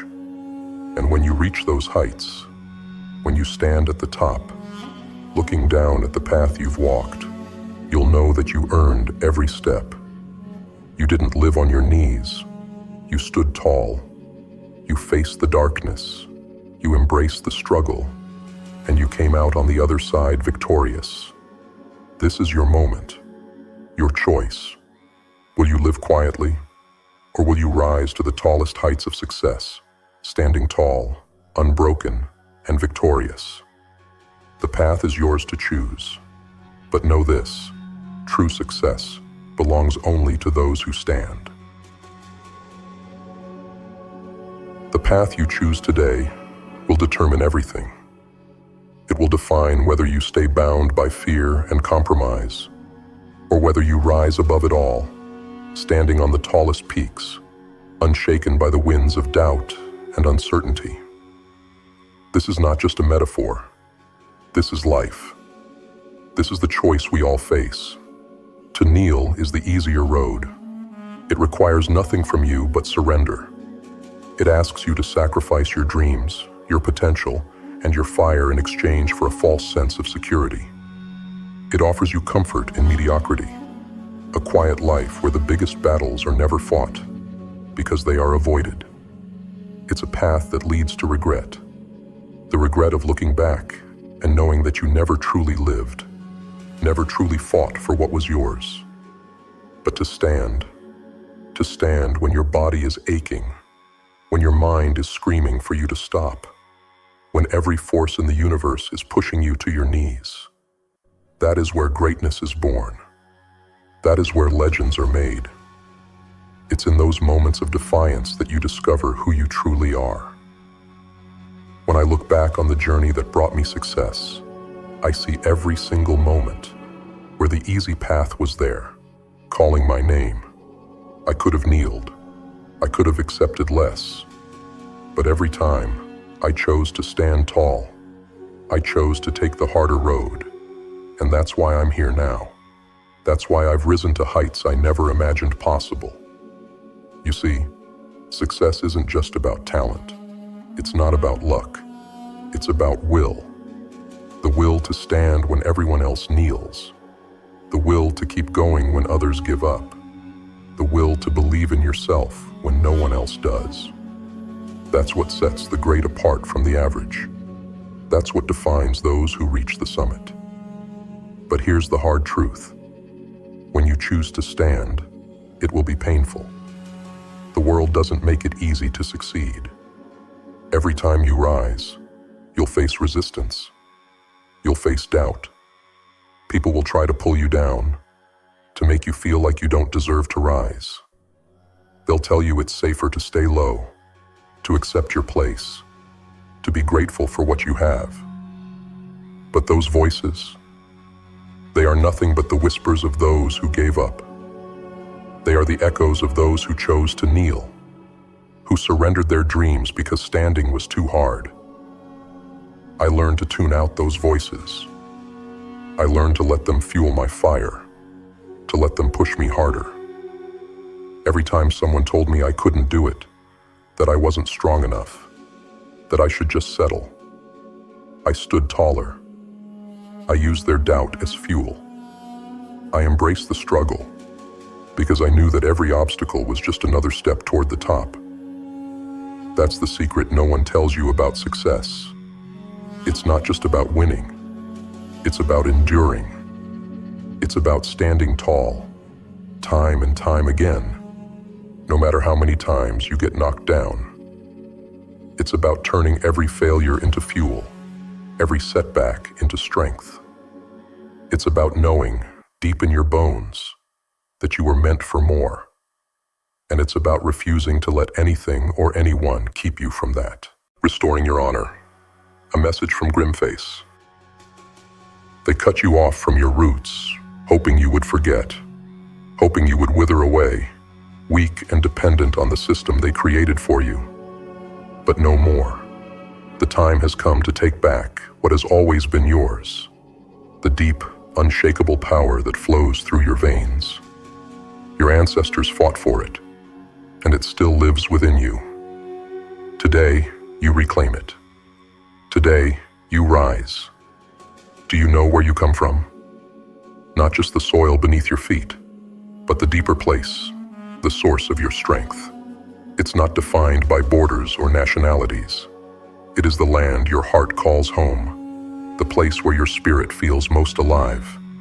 This is your Rodina, your homeland, your origin.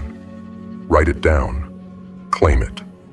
Until you find your origin, you remain disconnected, floating aimlessly in a world that wants to control you. But when you root yourself in your true place, you become unmovable. But that's only the beginning. Look back through the history of your people. Who are the warriors, the kings, the leaders who stood tall in the face of overwhelming odds, those who refused to be broken, who fought for their freedom and their land. Their blood runs in your veins. Their courage, their defiance, lives in you. You carry their legacy, but it has been hidden from you. It's time to uncover it, to bring their stories back to life. These warriors, these kings, are not distant figures from a forgotten past. They are your lineage, your ancestors. Their battles were fought so you could stand here today. In every culture, in every land, there are warriors who stood for something greater. They fought for freedom, for honor, for the survival of their people. They lived with purpose. They died with courage. These warriors are part of your bloodline, no matter where you come from. Their strength is your strength. Learn about them. Seek them out. Honor their sacrifices, for you are their continuation. Hang their images where you can see them every day. Let their faces remind you of the blood that flows in your veins. They endured the storm so you could stand tall.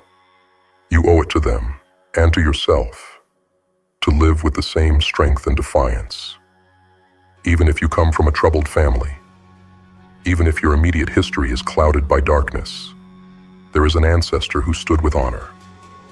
Someone who resisted, who held firm, who refused to be broken. You may not know their name yet, but they are there, waiting for you to discover them, to acknowledge their fight. Search for them, and when you find them, honor them. Hang their picture beside the warriors of your past. Light a candle on their birthday and on the day they passed. Honor their memory with silence, with respect. They may be long gone, but their spirit is still here, and their strength, their resolve, is waiting to be passed on to you. Look around you. What do you see? The idols of today, the empty symbols the world worships. Tear them down. Replace them with something real. Forget the false heroes of celebrity and fame. They offer nothing but distraction and emptiness. Surround yourself with the images of those who fought for something true. Hang the pictures of your ancestors, your warriors, your kings. Let their faces remind you of who you truly are. You come from a line of strength, of honor. You are not weak. You are not alone. You are the continuation of a legacy of power, of resilience. But this is not just a solitary path. Others walk this road alongside you. Every culture, every family has its warriors, its ancestors. Respect them, for they are fighting the same battle as you. As you honor your own roots, honor theirs. We are all connected by a covenant of honor, a bond that stretches across time and space, uniting us in a common purpose. Together we form a force that cannot be broken. They want you to forget. They want you to remain weak, to stay disconnected from the true source of your power. They flood you with distractions, with false comforts, keeping you adrift, dependent. But you are not like them. You see through the illusion. You know that the only way to truly stand tall is to dig deep, to reconnect to your roots. The warriors, the ancestors, the kings, they are all waiting for you to remember, waiting for you to honor them, waiting for you to reclaim the strength they passed down through the generations. They are ready to help you, to guide you. But first, you must acknowledge them, honor them, not just with words, but with action. Mark the days of their birth and death on your calendar. Celebrate these days, not with fanfare, but with quiet reverence. On these days, remember their struggles, their sacrifices. Speak their names. Light a candle in their honor. Let their memory be your strength. These are not just dates on a calendar. They are moments of connection, of power. When you celebrate their lives, you awaken their spirit within you, and in return, they will give you strength. The storms will come, as they always do. Life will test you, push you to your limits.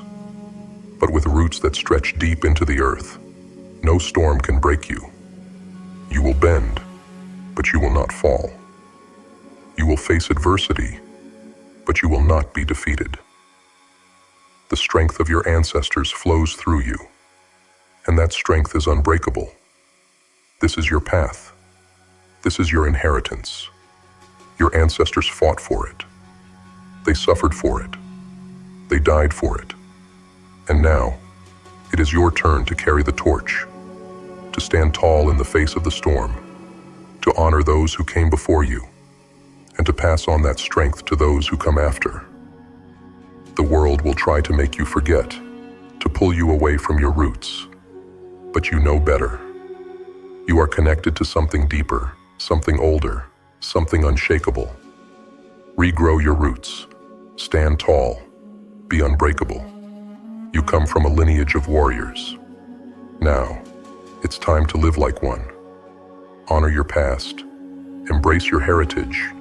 And face the world with the strength that has been passed down through generations. This is who you are. Never forget it. They can't outwork you. A message from GrimFace. The next few minutes may be uncomfortable, but they'll define the rest of your life. You've been wandering aimlessly, lost in a world that's designed to keep you weak. And here's the hard truth. You are weak because you have no purpose. You are directionless because you haven't taken control of your path. But that ends today. I'm not here to sugarcoat anything. I'm here to wake you up. You've been living in a fog, surrounded by distractions that drain your energy and keep you from realizing your potential. But within you, there is a dormant force waiting to be unleashed.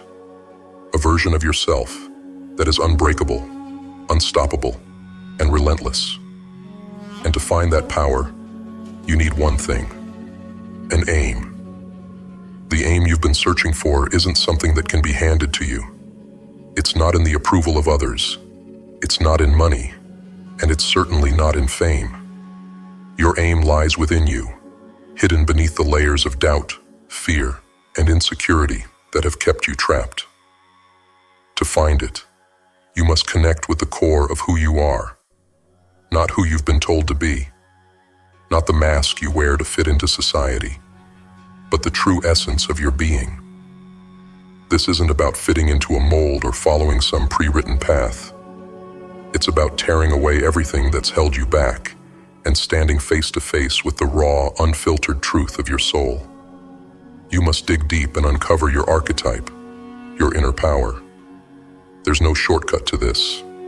It takes ruthless honesty. But let me tell you something crucial.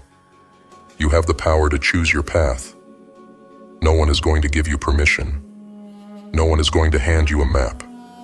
You must decide what fuels you, what makes you feel alive. That is your guide, and it will lead you to your purpose. Now let's talk about the reality most won't dare face. There are only two types of people in this world: the predators and the prey. You were born to be the predator, but somewhere along the way, you were convinced to lower your head, to blend in, to play it safe. And now, you're a shadow of who you could be. You've been living in fear, too scared to embrace the power that lies dormant within you. That ends today. Power is not given, it's taken. And if you don't claim it, someone else will. If you don't choose your path, someone else will choose it for you. The weak let life happen to them. The strong, they make life bend to their will. Which one are you going to be? But understand this: to achieve true power, you must abandon the superficial desires of the masses. Fame, it's nothing but a gilded cage. The true masters of this world live in the shadows, unknown, unseen, and unchallenged. Fame is a leash that controls the weak. Real power is invisible. If you want to rise, if you want to dominate, you must learn to move in silence. Silence is your greatest weapon. The ones who broadcast their every move, who crave recognition and applause, they are slaves to the opinions of others. But you will thrive in the quiet. You will strike without warning. The moment they see you coming is the moment they've already lost. You will become a force they never anticipated, and by the time they realize it, you'll be untouchable. Your aim is not to be liked. Your aim is not to be admired. Your aim is to win, to dominate, to rise above the mediocrity that surrounds you and claim what is rightfully yours. But to do that, you must be willing to embrace the darkness within you. The part of you that's hungry, that's relentless, that's tired of being held back by fear and doubt. Look around you. How many people are truly alive? How many are living their purpose, pushing their limits, and striving for greatness? Few, very few. Most have settled into a comfortable numbness, content with mediocrity. But that's not your path. You were meant for more.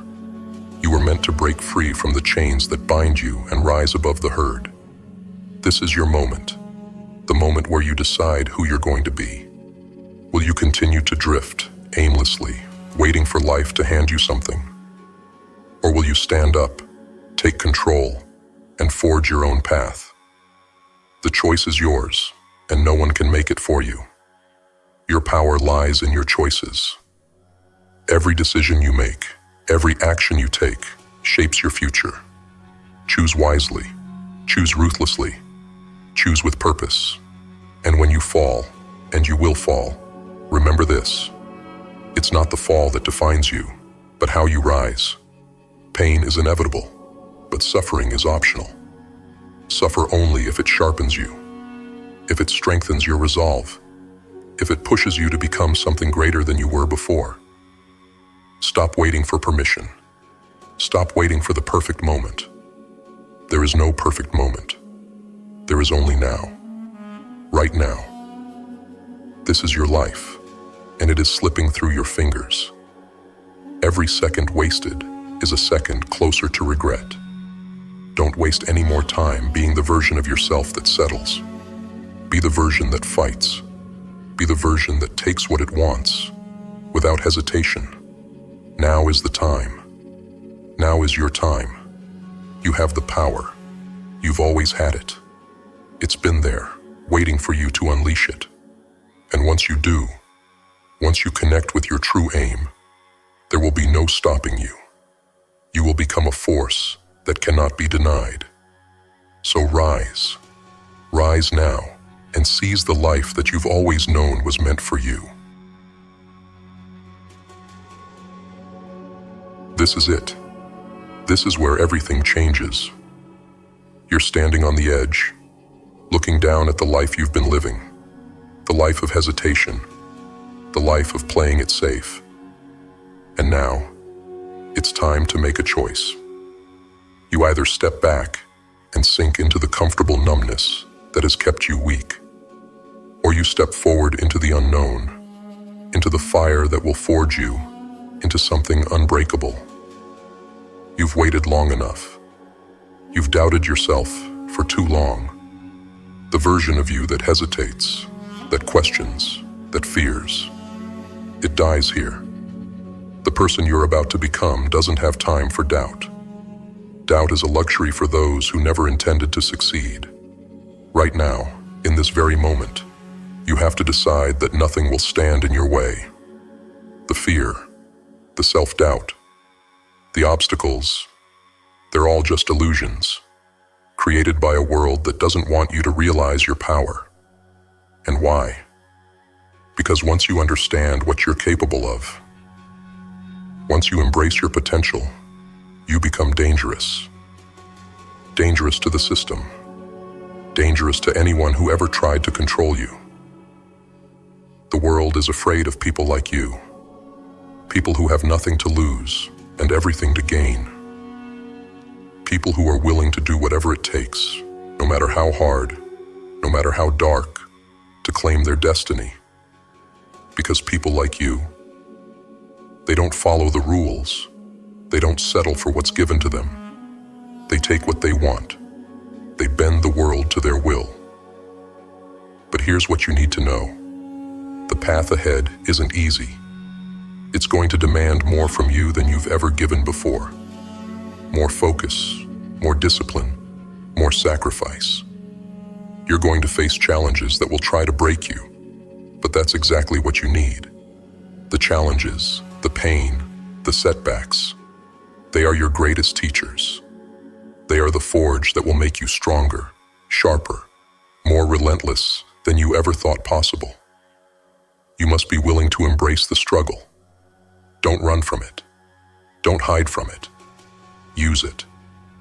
Let it push you harder. Let it sharpen your focus. Let it burn away everything that's been holding you back. Because the truth is, you've been caged for too long by your own limitations, by the expectations of others, by a world that told you to stay small. This is it. This is where everything changes. You're standing on the edge, looking down at the life you've been living, the life of hesitation, the life of playing it safe.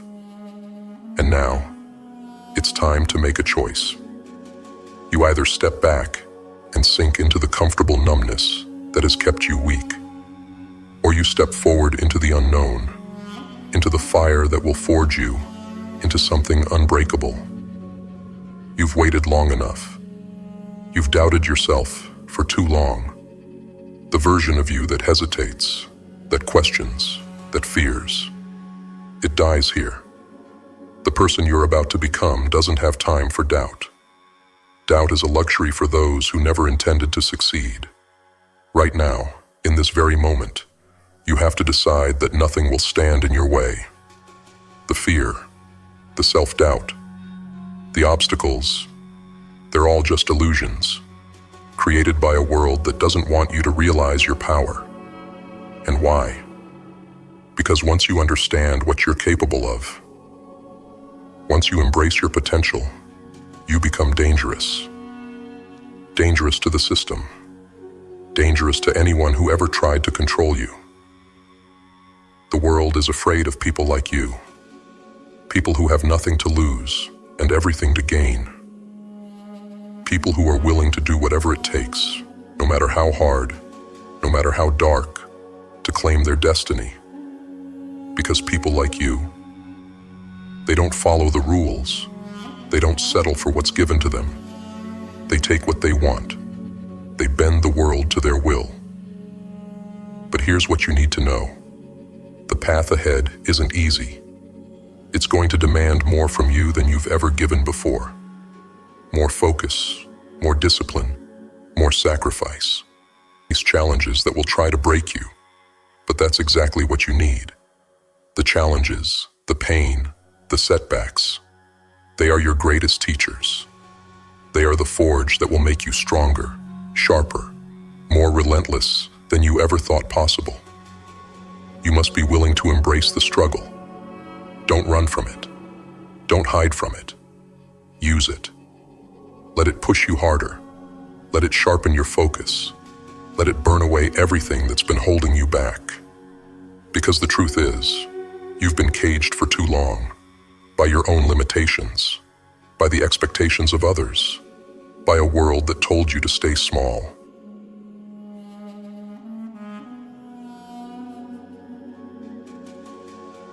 "33 days to reclaim your greatness." A message from GrimFace. I know how it feels to be burned out, drifting without direction, without purpose, as if the very ground beneath you has crumbled. This isn't just a feeling. It's the design. The modern world, with its endless distractions, has stripped away our connection to who we are, leaving us grasping at false dreams, false identities, false lives. It's as though everything around us is a carefully constructed illusion. Puppet states, puppet technology, pulling the strings of our every thought and movement. But I'm here to tell you that you can cut those strings. You can break free. There's a way out of the suffocating fog, a way to find clarity, to to reconnect with the primal force that once burned within you. But it's not easy. It requires sacrifice. It requires something most people are too afraid to even contemplate. You must disappear. Not in the literal sense, but in the spiritual and mental sense. You must vanish from the life you know for 33 days. Leave behind the noise, the distractions, the constant pull of technology. The world you know is nothing but a cage, a gilded prison designed to dull your instincts and suppress your will. To escape this, you need to disconnect entirely. You need to go to a place where the artificial world can no longer reach you. A place where silence reigns, where nature whispers truths you've long forgotten. For the next 33 days, your life must become a pilgrimage. Leave your phone behind. Leave the internet behind. Leave the artificial noise behind. I'm not talking about a vacation. I'm talking about exile. Self-imposed, deliberate exile from the modern world. Take only what you need to survive. Go east to where the old ways still hold power, or west to the forgotten corners of the earth, where man has yet to lay waste to the land. In these places, you will find the answers that have eluded you for so long. The first step is simple, yet profound. Disconnect. Unplug from the digital world that has enslaved your mind. We live in a society where we're constantly bombarded by notifications, messages, and updates. It's all designed to keep you dependent, to keep your mind weak, malleable, and distracted.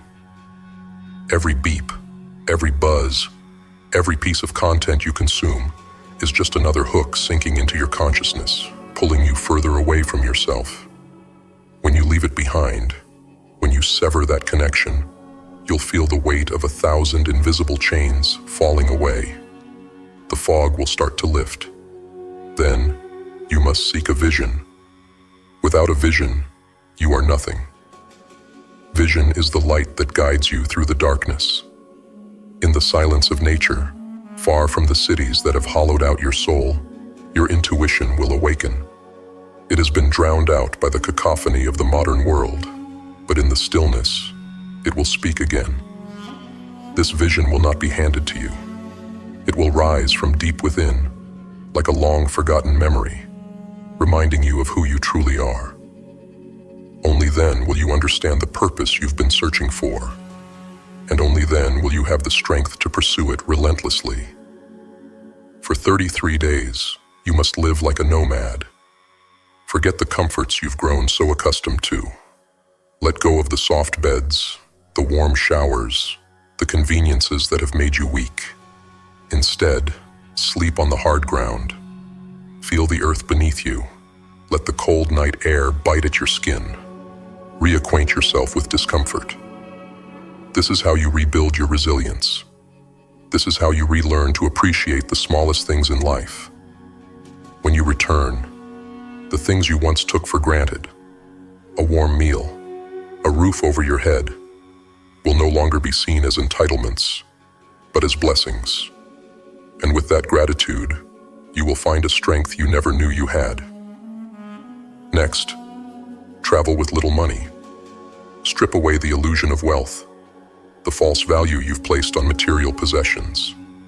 In this journey, you will learn the true meaning of abundance, not in dollars, but in experience, in humility, in the generosity of others. Go east, to the places where simplicity still holds sway. You will live humbly, but in that humility, you will find a richness that far exceeds any amount of money. You will encounter people who have nothing by modern standards, but whose hearts are full. Their hospitality will open your eyes. Their generosity will heal your soul. Along the way, you must keep your eyes open for those who walk the same path. In this broken world, it's easy to feel isolated, as though no one else understands what you're going through. But the truth is, there are others, wanderers, seekers, people who, like you, have chosen to break away from the herd. These are the true warriors, the ones who have taken destiny into their own hands. In them, you will find kinship. In their struggle, you will see your own. And together, you will find the strength to continue your journey. And when your 33 days come to an end, you will return, but you will not be the same person who left. You will come back with clarity. You will know what truly matters and what is nothing more than noise. You will see clearly who deserves to stay in your life and who must be cast aside. And in that clarity, you will be free to rearrange your life as you see fit. This is how you grow, not just in wealth, but in power, in wisdom, in spirit. Only when you strip away the excess can you begin to build something real, something lasting. If you're unsure where to begin, let me tell you. Seek out the old monasteries, the ancient sanctuaries of silence and contemplation. Even if you don't have faith, it doesn't matter. I had no faith when I arrived, yet I was welcomed. Travel to Mount Athos, a place where the old ways have been preserved for over 1,000 years. It is a place of reverence, of solitude, where men go to find themselves. It is a place where you will be stripped bare, where the illusions of the modern world will be peeled away, and what remains will be your true self. But remember, this journey isn't for everyone. It is not for the faint of heart. It is for those who are ready to confront the darkness within themselves. It is for those who are willing to endure the silence, the discomfort, the solitude, in order to emerge on the other side stronger, wiser, and more resilient than ever before. Disappear for 33 days, and you will return a new person. The world you left behind will no longer have power over you. The lies, the distractions, the false promises, they will crumble to dust. In their place, you will find your true purpose, your true strength, your true self. This is how you reclaim your honor. This is how you stand tall in a world designed to break you. This is how you find yourself again. But this path, this act of disappearing, it isn't just a one-time event. It's a ritual, a necessary pilgrimage that every soul in search of meaning must make more than once. You see, the chains of modern life are insidious. They creep back when you're not looking. The constant barrage of artificial pleasures and distractions is relentless, designed to pull you back into the slumber of complacency. And that's why, even after your return, the journey doesn't end. When you come back from those 33 days, you will feel a power coursing through you, a clarity of thought, an unshakable sense of purpose. But know this, the world will try to break you again. It will lure you back into its web of distractions and hollow promises.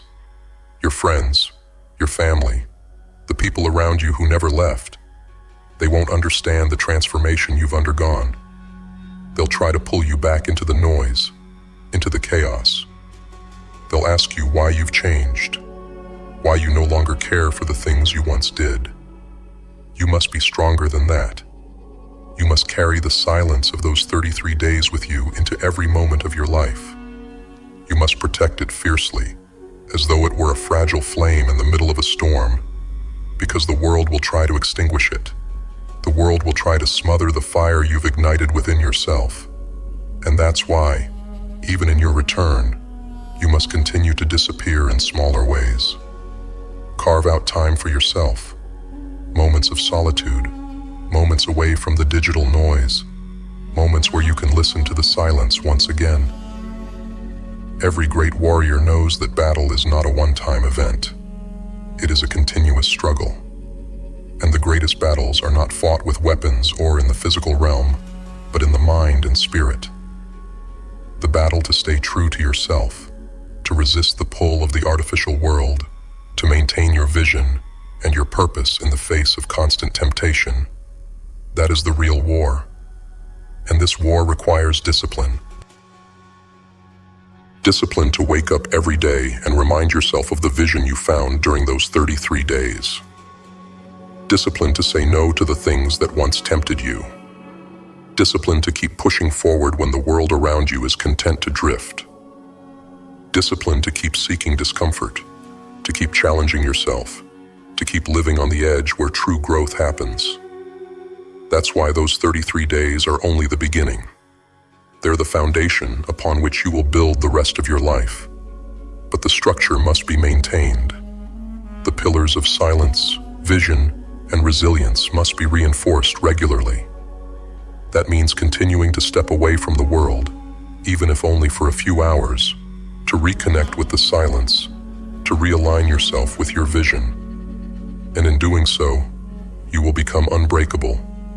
The world will throw storms at you. It will throw temptations, distractions, challenges meant to derail you from your path. But when you have tasted true solitude, when you have stood face to face with your own soul in the stillness of nature, you realize that nothing external can truly harm you. The noise of the world becomes just that, noise. It no longer has the power to sway you, to pull you away from your purpose. You've learned how to silence it. You've learned how to retreat into the depths of your own mind, where the true answers lie. But make no mistake, this path is not for everyone. It is for those willing to confront the dark parts of themselves. It is for those willing to live outside the bounds of society, to be misunderstood, to be feared even. Because once you step onto this path, you will never see the world the same way again. You will see it for what it truly is, a cage built to contain you, to weaken you, to keep you docile. But you will no longer be a prisoner. You will walk among the masses, but you will not belong to them. You will move through the cities, but the cities will not own you. You will see the distractions for what they are, tools of control, designed to keep the masses from realizing their own power. And while they continue to sleep, you will be wide awake. While they continue to chase after illusions, you will be walking your own path, one forged in silence, in solitude, in the pursuit of something real. And that is why you must be prepared to walk alone. The price of freedom is loneliness, at least at first. When you step away from the herd, when you carve your own path, there will be moments where the silence feels too heavy, where the solitude feels like a weight pressing down on you. But it's in those moments that you will find your true strength. It's in those moments that you will realize you are enough. You don't need the validation of others. You don't need the approval of society. You don't need the hollow comfort of the world's distractions. All you need is within you. And once you realize that, you become unstoppable. The things that once seemed so important, the accolades, the opinions of others, the constant need for external stimulation, fade away. In their place, you find something deeper, something truer. You find peace, not the peace that comes from avoiding conflict, but the peace that comes from knowing who you are and what you stand for, no matter what the world throws at you. This is your path. This is your journey. And while it may be difficult, while it may be filled with challenges and moments of doubt, it is the only path that leads to true freedom. So disappear. Take those 33 days. And when you return, come back not just stronger, but unshakable, unbreakable, a force that the world cannot control.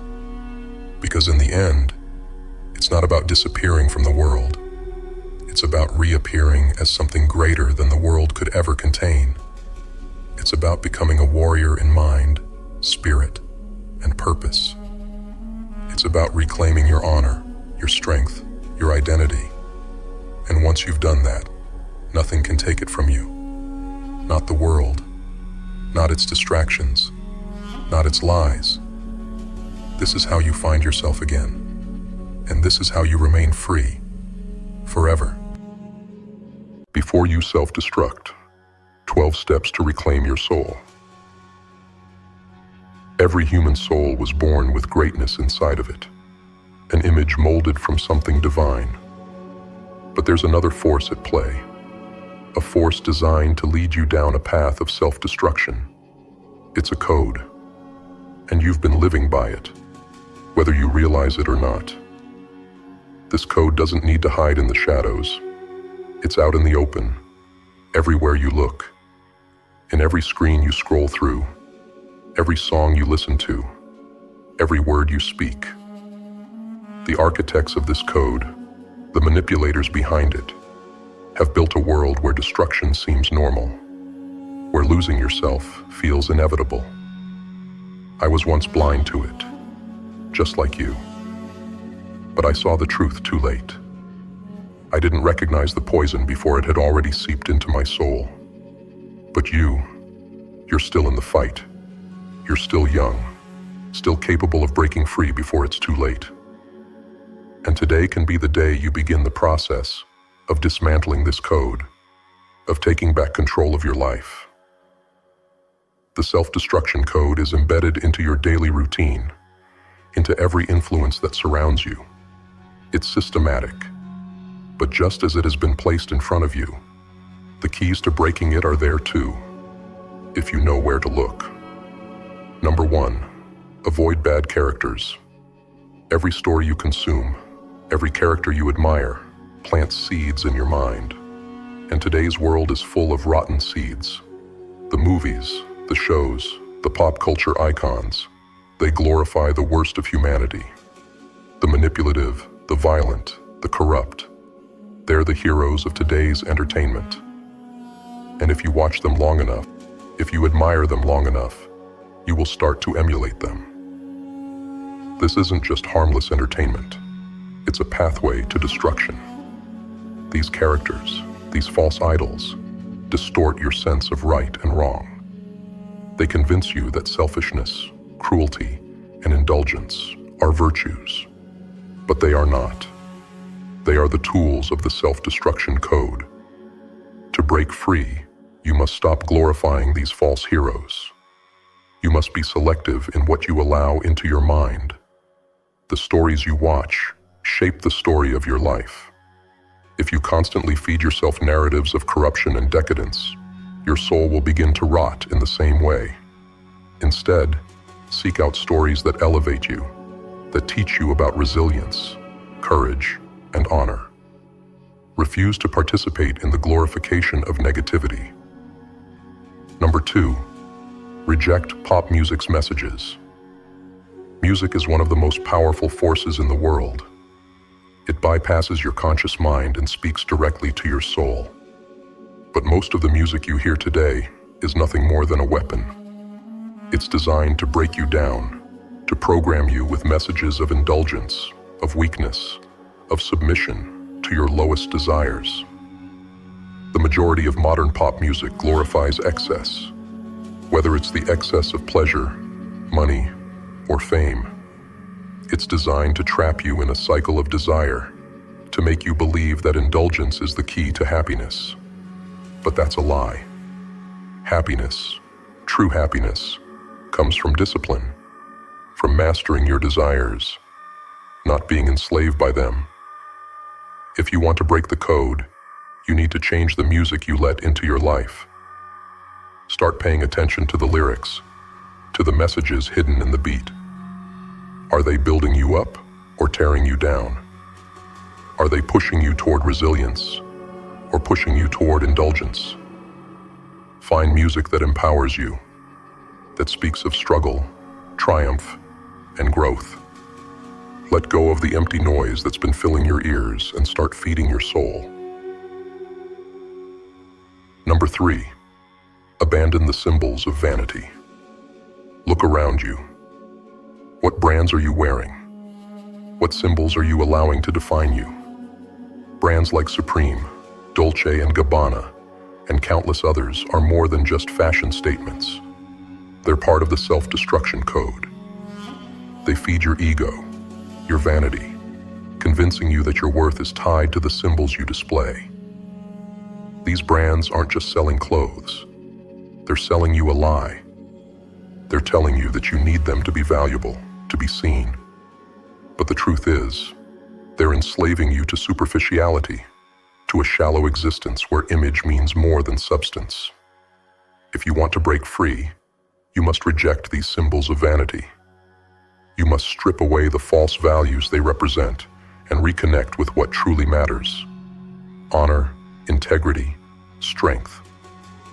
The only symbols you should follow are those that align with your core values, with your family, your community, and your God.